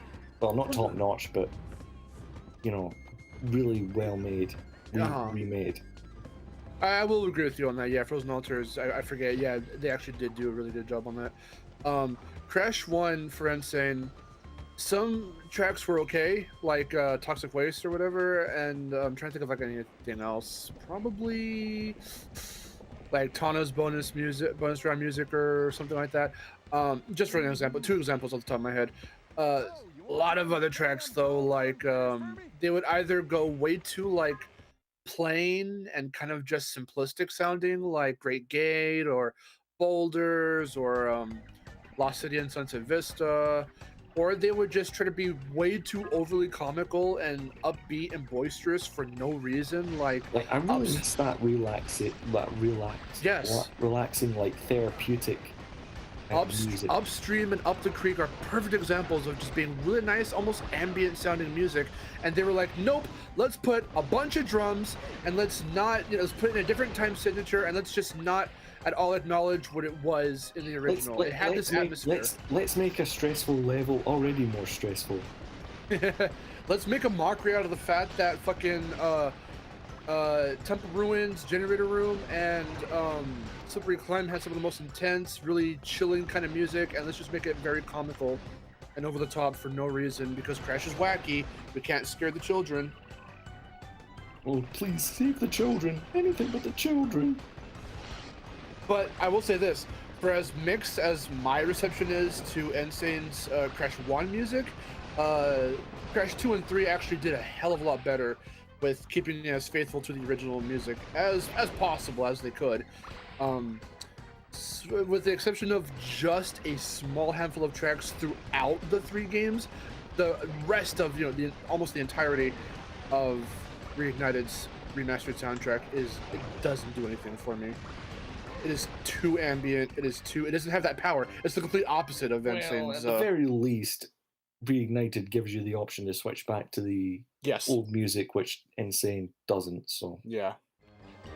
And then thankfully, Nick Tremblay learned from all of that, because when he did Nitro Field's music, he actually did a very and the rest of whoever helped out with the music and audio for Nitro Field did a hell of a job staying really faithful to.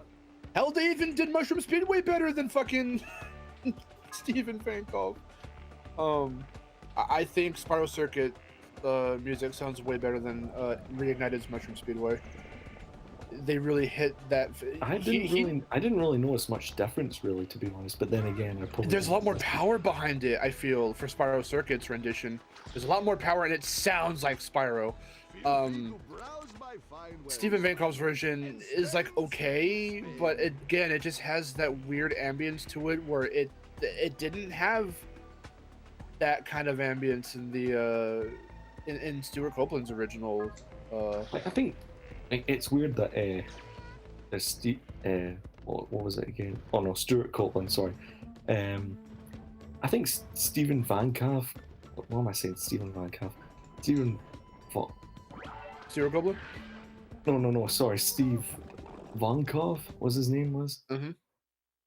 I don't think it's his talent that was the problem. I don't think it was his skill that was the problem. I think it was just kind of rushed to make these music to sound as close to the original but also different. And because Reignited was developed, I assume within just 1 year, he could only do what he was told to do. So I don't think his talent was the problem. I think it was just conditions rather. That's just my speculation though. Don't quote me on that. Well, I was gonna say too, because Stuart Copeland was a consultant for it, and there's that one image of them working together, and it's like, okay, well, if Stuart was there, like, what did he even tell him? Like, was he telling him like, here's like your versions of what I used for the music, or like Was he telling them, okay, here's the feel that this level should have, and here's the feel that this homeworld should have, or like what the hell was he telling him if the product overall, the result was like this weird ambient mess? I get the impression that just Steven was just there to say, "Oh well, this sounds good enough. Just go roll with it. As long as I get a paycheck after it, I don't care." Because I was like, if you got Stewart to do the main menu theme, why don't you just get him to remake his own music? He shouldn't have to feel the need to completely, again, yeah, one-to-one redo it, but he could modernize it. He could still keep it sounding very similar, but make it feel more full and make it feel a bit bigger and with a cleaner sound, and like that would have been perfect right there. Yeah, but unfortunately what's done is done. Yeah. We have to, I mean, again, we at least have the option to switch back to Copeland's original music in the Reignited, so there's that. How many eggs does this lady want? Jesus. What's up? I believe it's 10 to a set. You have to find 10 of the same exact looking eggs. There's a little egg, like, screen when you're checking all your stats and shit. No, see with Nane, you don't actually have to talk to her at all in this game after you get those sets. Yeah, well, when you collect all the eggs and like every single one of them, when you go up to her and talk to her again, she's just like, "Oh, thank you very much, Spyro," and that's it. Also, the ball gadget. This game also wanted to rip off Wrath of Cortex as well, because we haven't. I know you guys wanted to rip off platformers and everything, but you don't have to rip them off that much. You have to destroy crates with goodies in them. That's like a certain platformer. Yeah, and don't just all you have to do in these levels is just go to the end. Like, well, there is one ball level later in the game where you have to find mandatory collectibles, but in this one, it's like, nah, you just have to you just have to find the entrance to the next level. Okay. Which I don't think it's that one. Oh yeah, that returned you, didn't it? Yeah, but.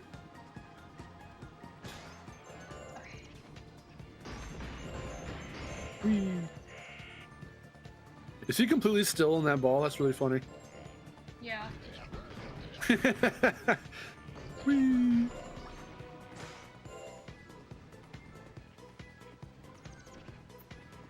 Would you say this is worse or better, or just the same as the ball thing in Wrath of Cortex? I've never played Wrath of Cortex. Well, I can answer that question. This is definitely weirder. Do you mean in terms of the controls, the navigation, or both? Just everything about it. Controls, I'd have to play this again to remember. The navigation's really weird because it still kind of falls in line with Hero's Tales, like, oh shit, where do I go again? Whereas with at least, Wrath of Cortex, it's very linear and it's just getting from point A to B. I'd probably have to say Wrath of Cortex is a little bit better with handling its ball level. I hate to say it, but I kind of agree, because at least Wrath of Cortex at least made interesting level designs around it, even if it wasn't great. Mm-hmm. Whereas this is just like going from, this is just rolling around collecting gems and just hope you get to the end. You press X. Hikaru, yeah, I do agree with you. Insane's handling of those little transitional moments with Crash 2's hologram cutscenes, yeah, it's very weird. I don't like how they did it in Insane, like, at all. It ruined the dark atmosphere. Well, it's not even just the lighting or anything like that. They're talking about, Hikaru's talking about how the way the interference happens between when Coco kind of hacks into their little area and it cuts Cortex off and then goes to her. The way they do it, the way they handle that animation-wise in Insane, they just, because they have like a default face that they have to like, that I guess the model has to like make, or kind of, there's like an idle state it has to be in. And then I guess the way they coded it or whatever, they have to have them be like, okay, when they pop up, they're in their idle kind of facial and expression. Then we start animating, and they start going. You know, the animation plays with the dialogue over top it, and then when they stop, they go back to their idle state. And when they do like Coco hacking the system, Cortex stops talking, and then he goes to idle, and then it just kind of like blips out, and then Coco blips in, and she's in her idle. Then she animates and starts talking, and when she's done, she goes back to idle, and it's just really algorithmic, and it's really stale and kind of bland. And I really wish they made it like actually cut off, or maybe Cortex glitches, and then like cuts out abruptly or something. They just didn't do it like that, and they probably had to rush that as well. Yeah, pretty much. Welcome to Dragonfly Falls. This place is weird, and like I was saying before, with the it's very gully. with the very intricate type of platformer Spyro is. Like I said before, I didn't really get to elaborate. These developers, after Insomniac, really underestimated the power of the glide, because as such a simple, animation and mechanic as it is, it can make or break a level with the way Spyro's level design is structured. And in this level, there's a spot where you need to learn to climb to get to the top, but I know what you're talking about, right? There's a part here where you can climb up higher to a higher area, and then you can look down and see and just glide to where they wanted you to learn to climb to get up to. And it's like, okay, well, you just broke that. Exactly. Good job, guys. I know, I remember that as well. It's like, gee, guys, you didn't test that, did you? You didn't have time for that, did you?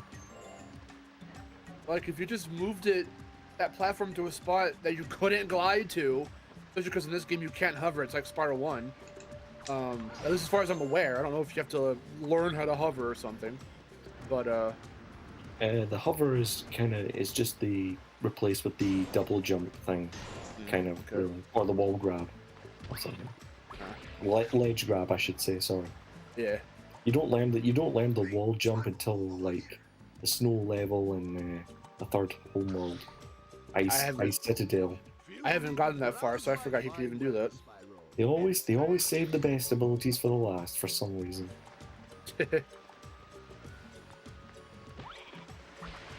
They also have the ice breath there, where you get that, which makes sense because it's the ice world. But come on, guys, you're gonna give me the best ability till that point. That's when the game gets good. Come on. Don't get me wrong, I still like this game, but I can admit it's very flawedly designed in some places. I mean, again, for this being the first sort of interconnected Spyro game where you're not going through portals to go through levels, you're like going from big giant world to big giant world. It's a neat concept for Spyro to do, because Spyro already being this more open, it's got its linear moments where you have to get to the end of the level or whatever, but how you go about it, it's not as hallway, kind of like Crash. It's more open. So doing this with Spyro makes sense, but yeah, the way they executed it is not. They could have done a way better job. It can have its moments, but it can also have its non-moments. Yeah. Also, hey, the shepherds are back, except they're more accurately designed.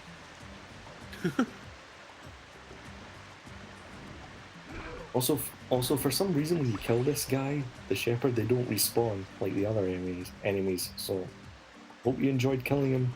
Hope you enjoyed killing him that one time, because you won't be able to kill him again. That's weird. Well, I'm glad it doesn't respawn. I don't want any of the enemies to respawn, actually. Because I hate them. I hate them all.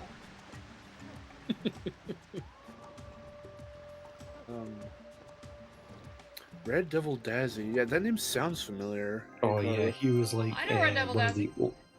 Yeah, I know him. He was like one of the oldest Spyro YouTubers, I should say. Yeah. He did Spyro Really? enemy guides. That's interesting. Hey guys, it's Red Devil Dazzy here. Yeah, I remember that. I remember his videos like way back when I was on my early days on YouTube when I was like 13 years old. Yeah, same. Miharu says, I don't know if he's still around. Been a while since I've watched his stuff. I mean, I wouldn't know because I haven't checked on him for like years, but I assume he's still on. He's still active. I don't know.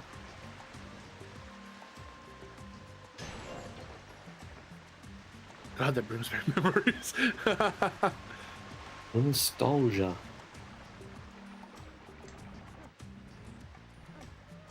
Oh no! By the way, did you know you can play as Hunter in this level? What? You can play as Hunter in this level. I believe I just told you the whole reason I got this game was because you could play as Hunter. This is where it starts. This is the first time in the game you get to play as him. Yes, I know. I remember this. Physically, as opposed to, you know, like in a vehicle, like in Spyro 3. I'm telling you, this is where I stopped. Yeah, this is where I stopped only because I was fucking confused on where to go next. But I know now. I keep forgetting you have to go back to the professor's stuff and play with his shit in order to get from world to world. Some worlds to some worlds. Play with his shit. Gotta collect stuff for the professor.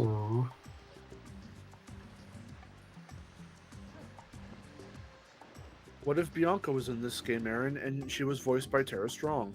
I don't give it. I don't care. Whoever. It doesn't matter who voices her. I don't care. If she was in this game, I would probably have maybe played a little bit more. Trust me, Miharu, you would like her better in this game than you would in Shadow Legacy. I don't really care. I mean, I know how she is in Shadow Legacy, even though I've never played it. She's anorexic in Shadow Legacy. The way she looks. Isn't she, which one was she, magician? Attack of the Rhinox. Okay. Oh yeah. That game's alright. It's better than Season of Ice, but not as good as Season of Flame. I don't like any of them. I mean, they're not spectacular games, don't get me wrong, but for what they did for GBA standards, they're alright. They're not the worst things ever. Okay, where do I go now? Am I stuck? Did I screw myself over? What happened? No, it's just going and finding a bunch of shit to do because there's an area here that you have to unlock, but you can't do it yet because they want like an absurd amount of light gems. So you're gonna have to find things to do in this world, and then you have to go back to the professor because then you get to move on to the next area. I think there's also a Sparks level in this level as well. Yeah, there is actually. Yeah. Okay, here.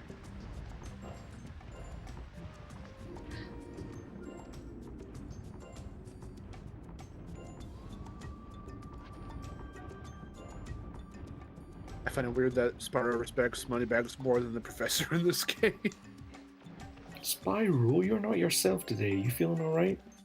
Need to see a doctor? Says no. And he flames him. Spins him. Spyro spins him. Yeah. Make sure to avoid the pencils of doom. They're all going in the exact same pattern. They're not even like flipped or anything. They're not going like, oh, the left one's in the right and the left, the left and the right. They're all doing the exact same animations. I like how the whirlwinds aren't magical at all. It's just like Spyro going. Yeah. It's like Spyro and drugs. He's wibble wobbling. Oh yeah, and then you just kind of wait up on the top of it. I forgot about that. That's weird. Did they even have a point of reference, or did they just slap Spyro in something? Did they even play the old ones? I think you answered your own question there. They got the Cliff Notes version. They said Hunter teaches Spyro how to glide. He doesn't hover in Spyro 1. They used the Spyro prototype as a reference for this. They said Hunter teaches Spyro how to glide. It's like, oh, so he doesn't know how to glide at first. No, that's not what we mean. Okay, we get it.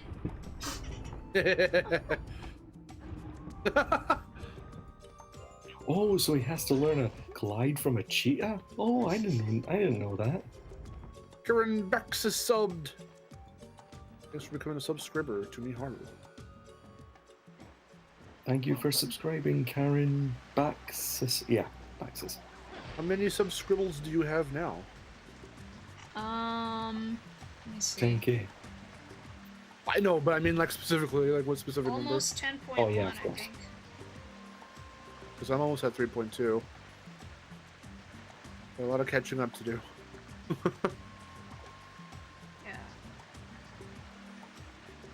Okay, yeah, 10,093, so almost 10.1. Ooh! Nice.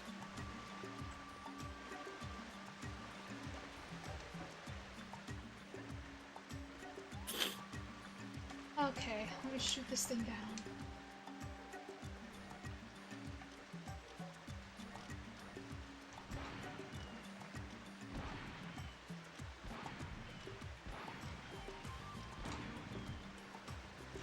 This game is really weird sometimes. I'm just gonna say that. I was waiting for you to be like, even sometimes. Okay, all the time. It just has a weird feeling in general.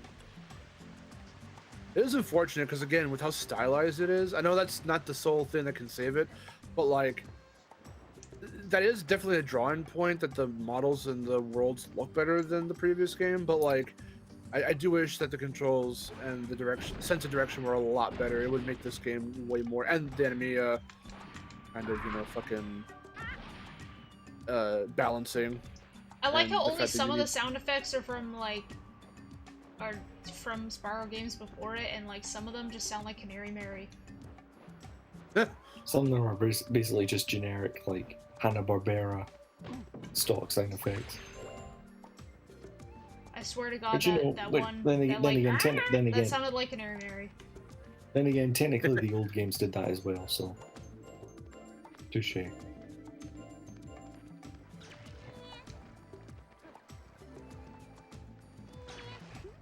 I kind of hate the sound that the fairies make. They need to stop that. When they go, yeah. Yeah, every time you pass them, it's yeah, yeah, yeah. It's like, shut up, please. She's doing her best Bugs Bunny impression. She's gonna say, "What's up, Doc?" That is like, oh my god, that's one of those repetitive, annoying sounds. I hate it. Like, I preferred it when you took brain cells away from me. Please. She does it every time she makes that noise. But Aaron, it's Terra Strong! Well, she needs to stop doing that. It's Twilight Sparkle. She needs to stop.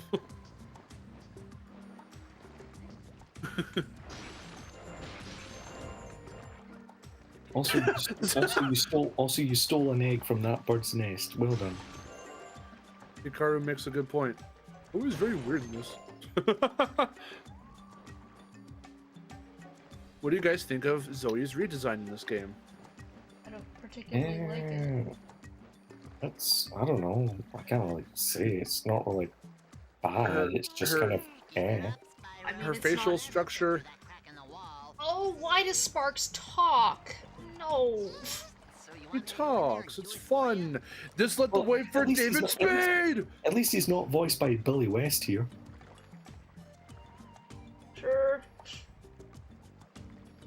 Or Cusco from The Emperor's New Groove. I prefer We that. just watched that not too long ago. Wait, you prefer David Spade over Andre Soglioso? No, I speaking prefer as David Bart? Spade over Billy West. Oh, okay.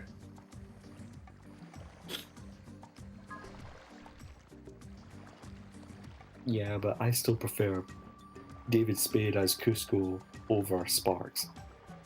He does Well, well it's the with same that. character. To be completely honest, I've always said this, and Miharu knows exactly what I'm about to say. He kind of gets typecasted as this like kind of egotistical asshole in a lot of his roles, but he just happens to fit that like really well from like a comedic standpoint. So like Cusco, Sparks. Yeah, but I feel the difference is that in Cusco, in the Emperor's New Groove, it fit well because Cusco was supposed to be an egotistical asshole, and the whole movie was supposed to be comical, so it fit better. Whereas in Yeah.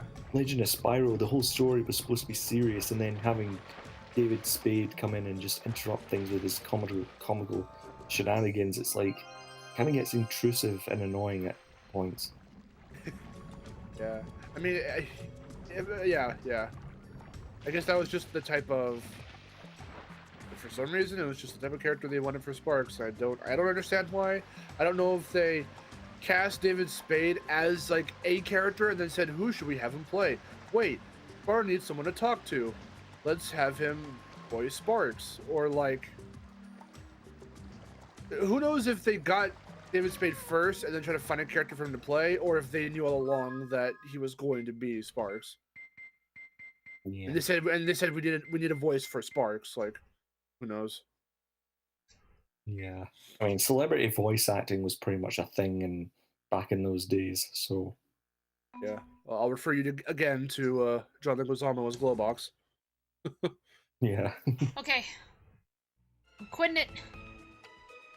Have you had enough? I've had Wow, enough. I'm already? over 2 hours. That's enough for me. Damn. A little stiff. Voice keeps changing, but I'm good. Yeah, but what about Wayne Brady? What about Wayne Brady? Wayne Brady. I think there's a trailer in the bonus features that shows Crash to Insanity. Play to Insanity trailer. Play to Insanity trailer. What? No, I don't wanna. To Insanity trailer. How come instead of a demo mode, they fucking played the Spyro Hero's Tale trailer? It's very weird. It's almost like this game is Spyro Hero's Tale for some reason. Oh wait, I didn't put in Spyro Hero's Tale to watch the trailer for Spyro Hero's Tale. Cyber Fox with the $5. Oh, $5 Awesome. and gifting a membership. Thank you so much. Oh, okay. Sum up your thoughts. What did you think? It's a good game. Aw. These games are worse than I remember them being. I'm sorry, but look at that, it's Hunter. Well, it was. Sorry, again we're behind, but it's so hard to like them because I didn't really think much of them back when I was a kid, and remember, I haven't played this game since 2007. Damn, that's a long time. And I didn't even think much of them back then. So like, just coming back to it as an adult where my reflexes just suck now, and I'm even worse at playing video games than I was back then, so like, I get so tired over every little thing. And I put every game on easy mode now because I'm just sick of getting my ass beaten by the game. I mean, I don't blame you. I mean, I kind of feel the same way about some other games as well. I'm old and tired. You're an old 30 lady. or 40. What was it? I am 30 or 40 years old and I do not need this. Exactly. Sergeant Bird, Sparks, and the newest comrade. Well, for me, if I was to sum up my thoughts, if this is the only stream you're gonna do of this game,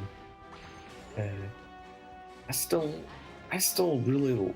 The only reason I really like it is because the exploration is there, and I like the style that it has. Like, it has like classic Disney art style to it. Yeah. And it has a decent platforming here and there. Like, and that's the only reason I prefer it over Into the Dragonfly a bit. Because Into the Dragonfly is kind of like poor man's Spyro 3. I mean, yeah, this game's kind of like poor man's Jack and Daxter, but at least it's, you know, a lot more polished. I should Yeah. say, but I can understand why it's not everyone's cup of tea, so. Anyway, okay.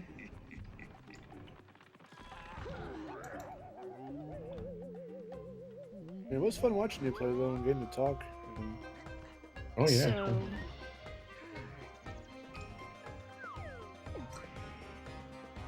yeah, so that's gonna do it for this stream. Hold on, I'm gonna check my memberships for just a sec.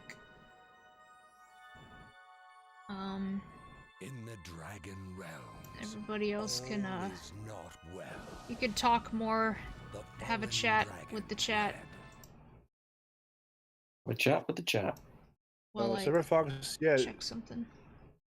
Cyberfox did say something very potent. You know, some games are hardly less tolerable as you get older. Makes sense. Oh yeah, definitely. That's the suckish thing about getting older. Look at all these heroes. There are some games that I can still play that I'm like, yeah, I'm still pretty good at this, I guess. Not good, but okay. Somehow fighting games are starting to get I'm starting to get up in that, like, where I'm starting to experience that where I used to beat my brother all the time when we were kids at like Tekken and Soul Calibur, but now he's starting to beat me a lot more, and I'm like, fuck, what the hell? I can't play fighting game. Well, like, I was never good at fighting games because I never really learned how to play any. I just press buttons. Button mashing, pretty much. Yeah, it's just button mashing. And I still do that. And I realized I realized when playing Ultimax that it's like it's some fighting games are just like they expect you to be good. Well, some fighting games are some of the hardest games to get into because of the fact that it's strange because you don't have to know combos to get through like arcade mode, story mode, whatever mode, but when you do decide, or if you do decide to learn combos for characters, and you look at the command list or you look at tutorials, it's all about memorizing the combos. So the combination of buttons and the split decision making when you're in fights with either other players or the CPUs. And even if you know those combos, it's a matter of executing them right, nailing the hit or the multiple hits if it's like a 10 string or whatever else. And I still feel one of the intuitive ways, one of the games that does it the most intuitive, in my personal opinion, in terms of like a traditional fighting game, is probably Tekken, because Tekken puts the command list, puts everything in a really nice perspective where you get to see a little demo of the moves being displayed. They don't do the whole fucking like, I'm sorry, but like I'm not too crazy competitive in that fighting game scene to know the punch button, the kick button, the guard button, because a lot of command lists in fighting games do the buttons and show you the buttons from that perspective. And it's like, okay, hold on. Which buttons are doing which punches and kicks, though? Does it not matter? Does it matter? Because sometimes they'll be like down, back, kick, and it's like, well, what fucking kick? The two buttons are kick. Like, what does it matter which one? Is it high or low? How do I know? But Tekken does it to where it's like, okay, it's fucking down, forward, circle. It's like, okay, I can do that. Thank you. Yeah. Is it bad that I've never played a Tekken game? It's not bad. I wouldn't say it's bad, unless you're a fighting game fan, in which case, then you should definitely fucking play Tekken. But I really play fighting games anyway, so yeah, then it's fine. If you had to pick a fighting game franchise to try to get into, or at least experiment with, I would recommend Tekken, or maybe Soul Calibur. But Tekken's really fun. I grew up with Tekken 2 as a kid, and then 3, and then just kept going from there, and then went backwards to 1. And Tekken 1 is really fucking weird. Because it I came don't out know. like I feel like or some shit. I feel like certain fighting games just like they expect you to, because they expect you to tap things in like, you know, rapid succession in like a certain rhythm, and my fingers don't exactly move that way. Like I can't move my fingers get that it. fast. And so it's just like I'm trying to do certain moves in Ultimax where it's like down, down, down, and then a button combination or something. So it's like, but you have to go like down, down, down, boom. Like, but like my thumb cannot move like that. So I have to hold the control stick like a different way, and then like like instead of like me trying to do that with my thumb is like, but if I hold it like this, I can do like. Well, see, also the fact that even though it can be played that way, trying to do very specific combos like that using the analog stick is not very No, I've tried to do it. recommended. No, I've tried to do it with the D-pad too, and it doesn't work. Well, I mean, I understand either way because yes, that even I can't always get the hang of combos in fighting games. But different fighting game franchises handle combos in different ways. I'm still trying to master the fucking quarter circles and whatever the quarter turns in Street Fighter, and that's a whole thing I have to fucking get used to because no other fighting game I've ever played has that. And using the shoulder buttons to do different shit, having to manage what I've got in my meters and stuff, and it's really weird and different from something like Tekken. Mortal Kombat kind of streamlines it, but then even then, the fanciest moves, the fatalities, you have to memorize that shit, and it's hard for someone like me whose memory is crap already. So some people got it, some people know it. Obviously, if I practice in a fighting game, I'm basically just doing like I'm just like messing around with the analog stick, and I'm just like mashing buttons, and I'm just like whatever. I'm just doing whatever. Well, like that would be the way to do it if you really are just like, okay, what am I doing? Because I mean, I started the same way too when I was a kid. I only know some odd handful of combos with some odd handful of characters from Tekken. So I couldn't say that I can like just pick up any one old character from Tekken and then automatically know how they play, even though I've played the Tekken games my whole life.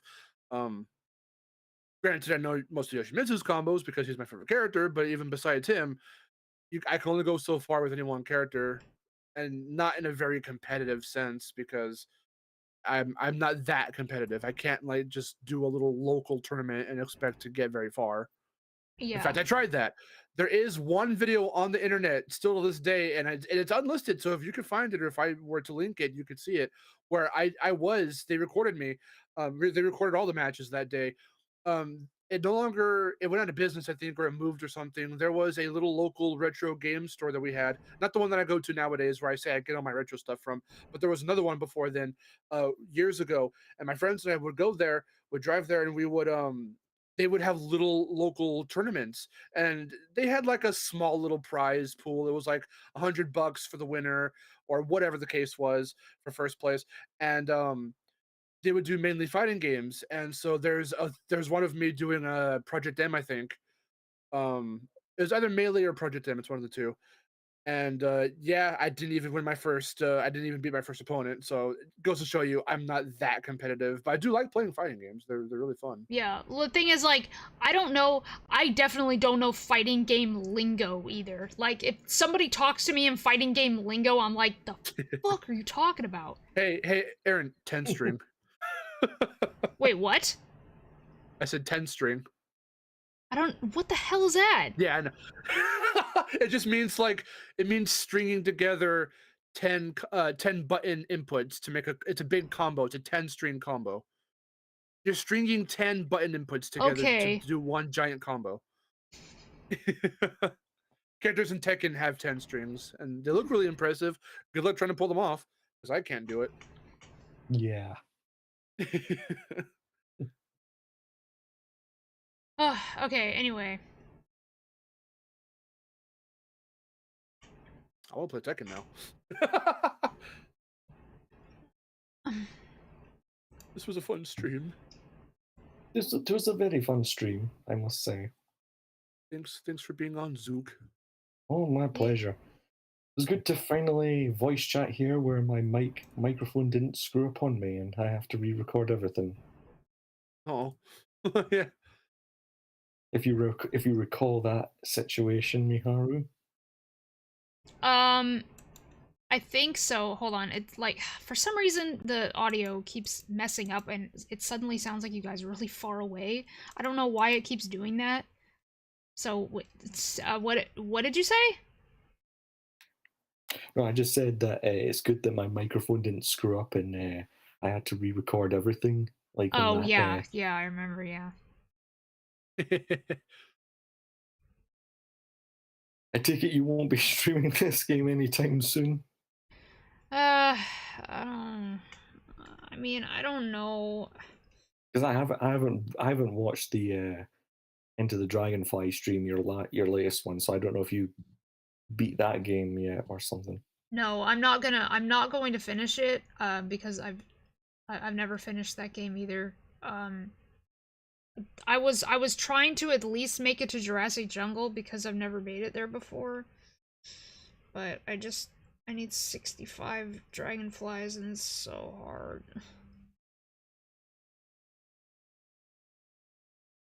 Ah, yeah.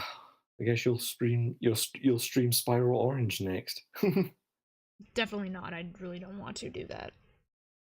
Oh, that's unfortunate. I was gonna say that'd be really cool if you did that. No, it really wouldn't be. Okay, well, yeah, I'm gonna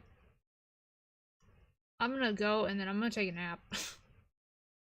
Yeah, I need to get going. I need to get going as well because it's late over here. You know, UK times and everything. So I better get to my bed soon. So God, it must be like what, 1 in the morning for you or something? oh yeah, it's like 20 past 1. But don't worry, I will get to bed now. So it was great to voice chat here on the stream for the first time. So I'll catch you guys later. All right. See you, bro. It's good to talk to you. Bye. Love you. Bye. I like your ex. Do you hear that? You probably didn't hear that. I like your accent. Where you from? Oh, the UK. You said. I like your accent. I know. Yeah, it's always. I like his accent too. I like the Scottish accent. It's really good. So yeah, I don't know if I'm gonna play more of this. I mean, I probably will. Probably see where I can get in this, and I still want to try to make it to Jurassic Jungle and Enter Dragonfly. So one of these games will be next. I don't know. But anyway, I would say just probably do one more stream of this if you don't want to do too much more in it, but want to see at least a little bit more of it through. Maybe. Okay, anyway though, yeah, that's gonna do it for the stream. Thank you all so much for joining, and thank you for the donations and the gift memberships and all that. As always, if you are new, don't forget to subscribe for more casual gaming content, and join my Discord. There's a link in the description below, and I will see you next time. Until then, this is Miharu, signing off.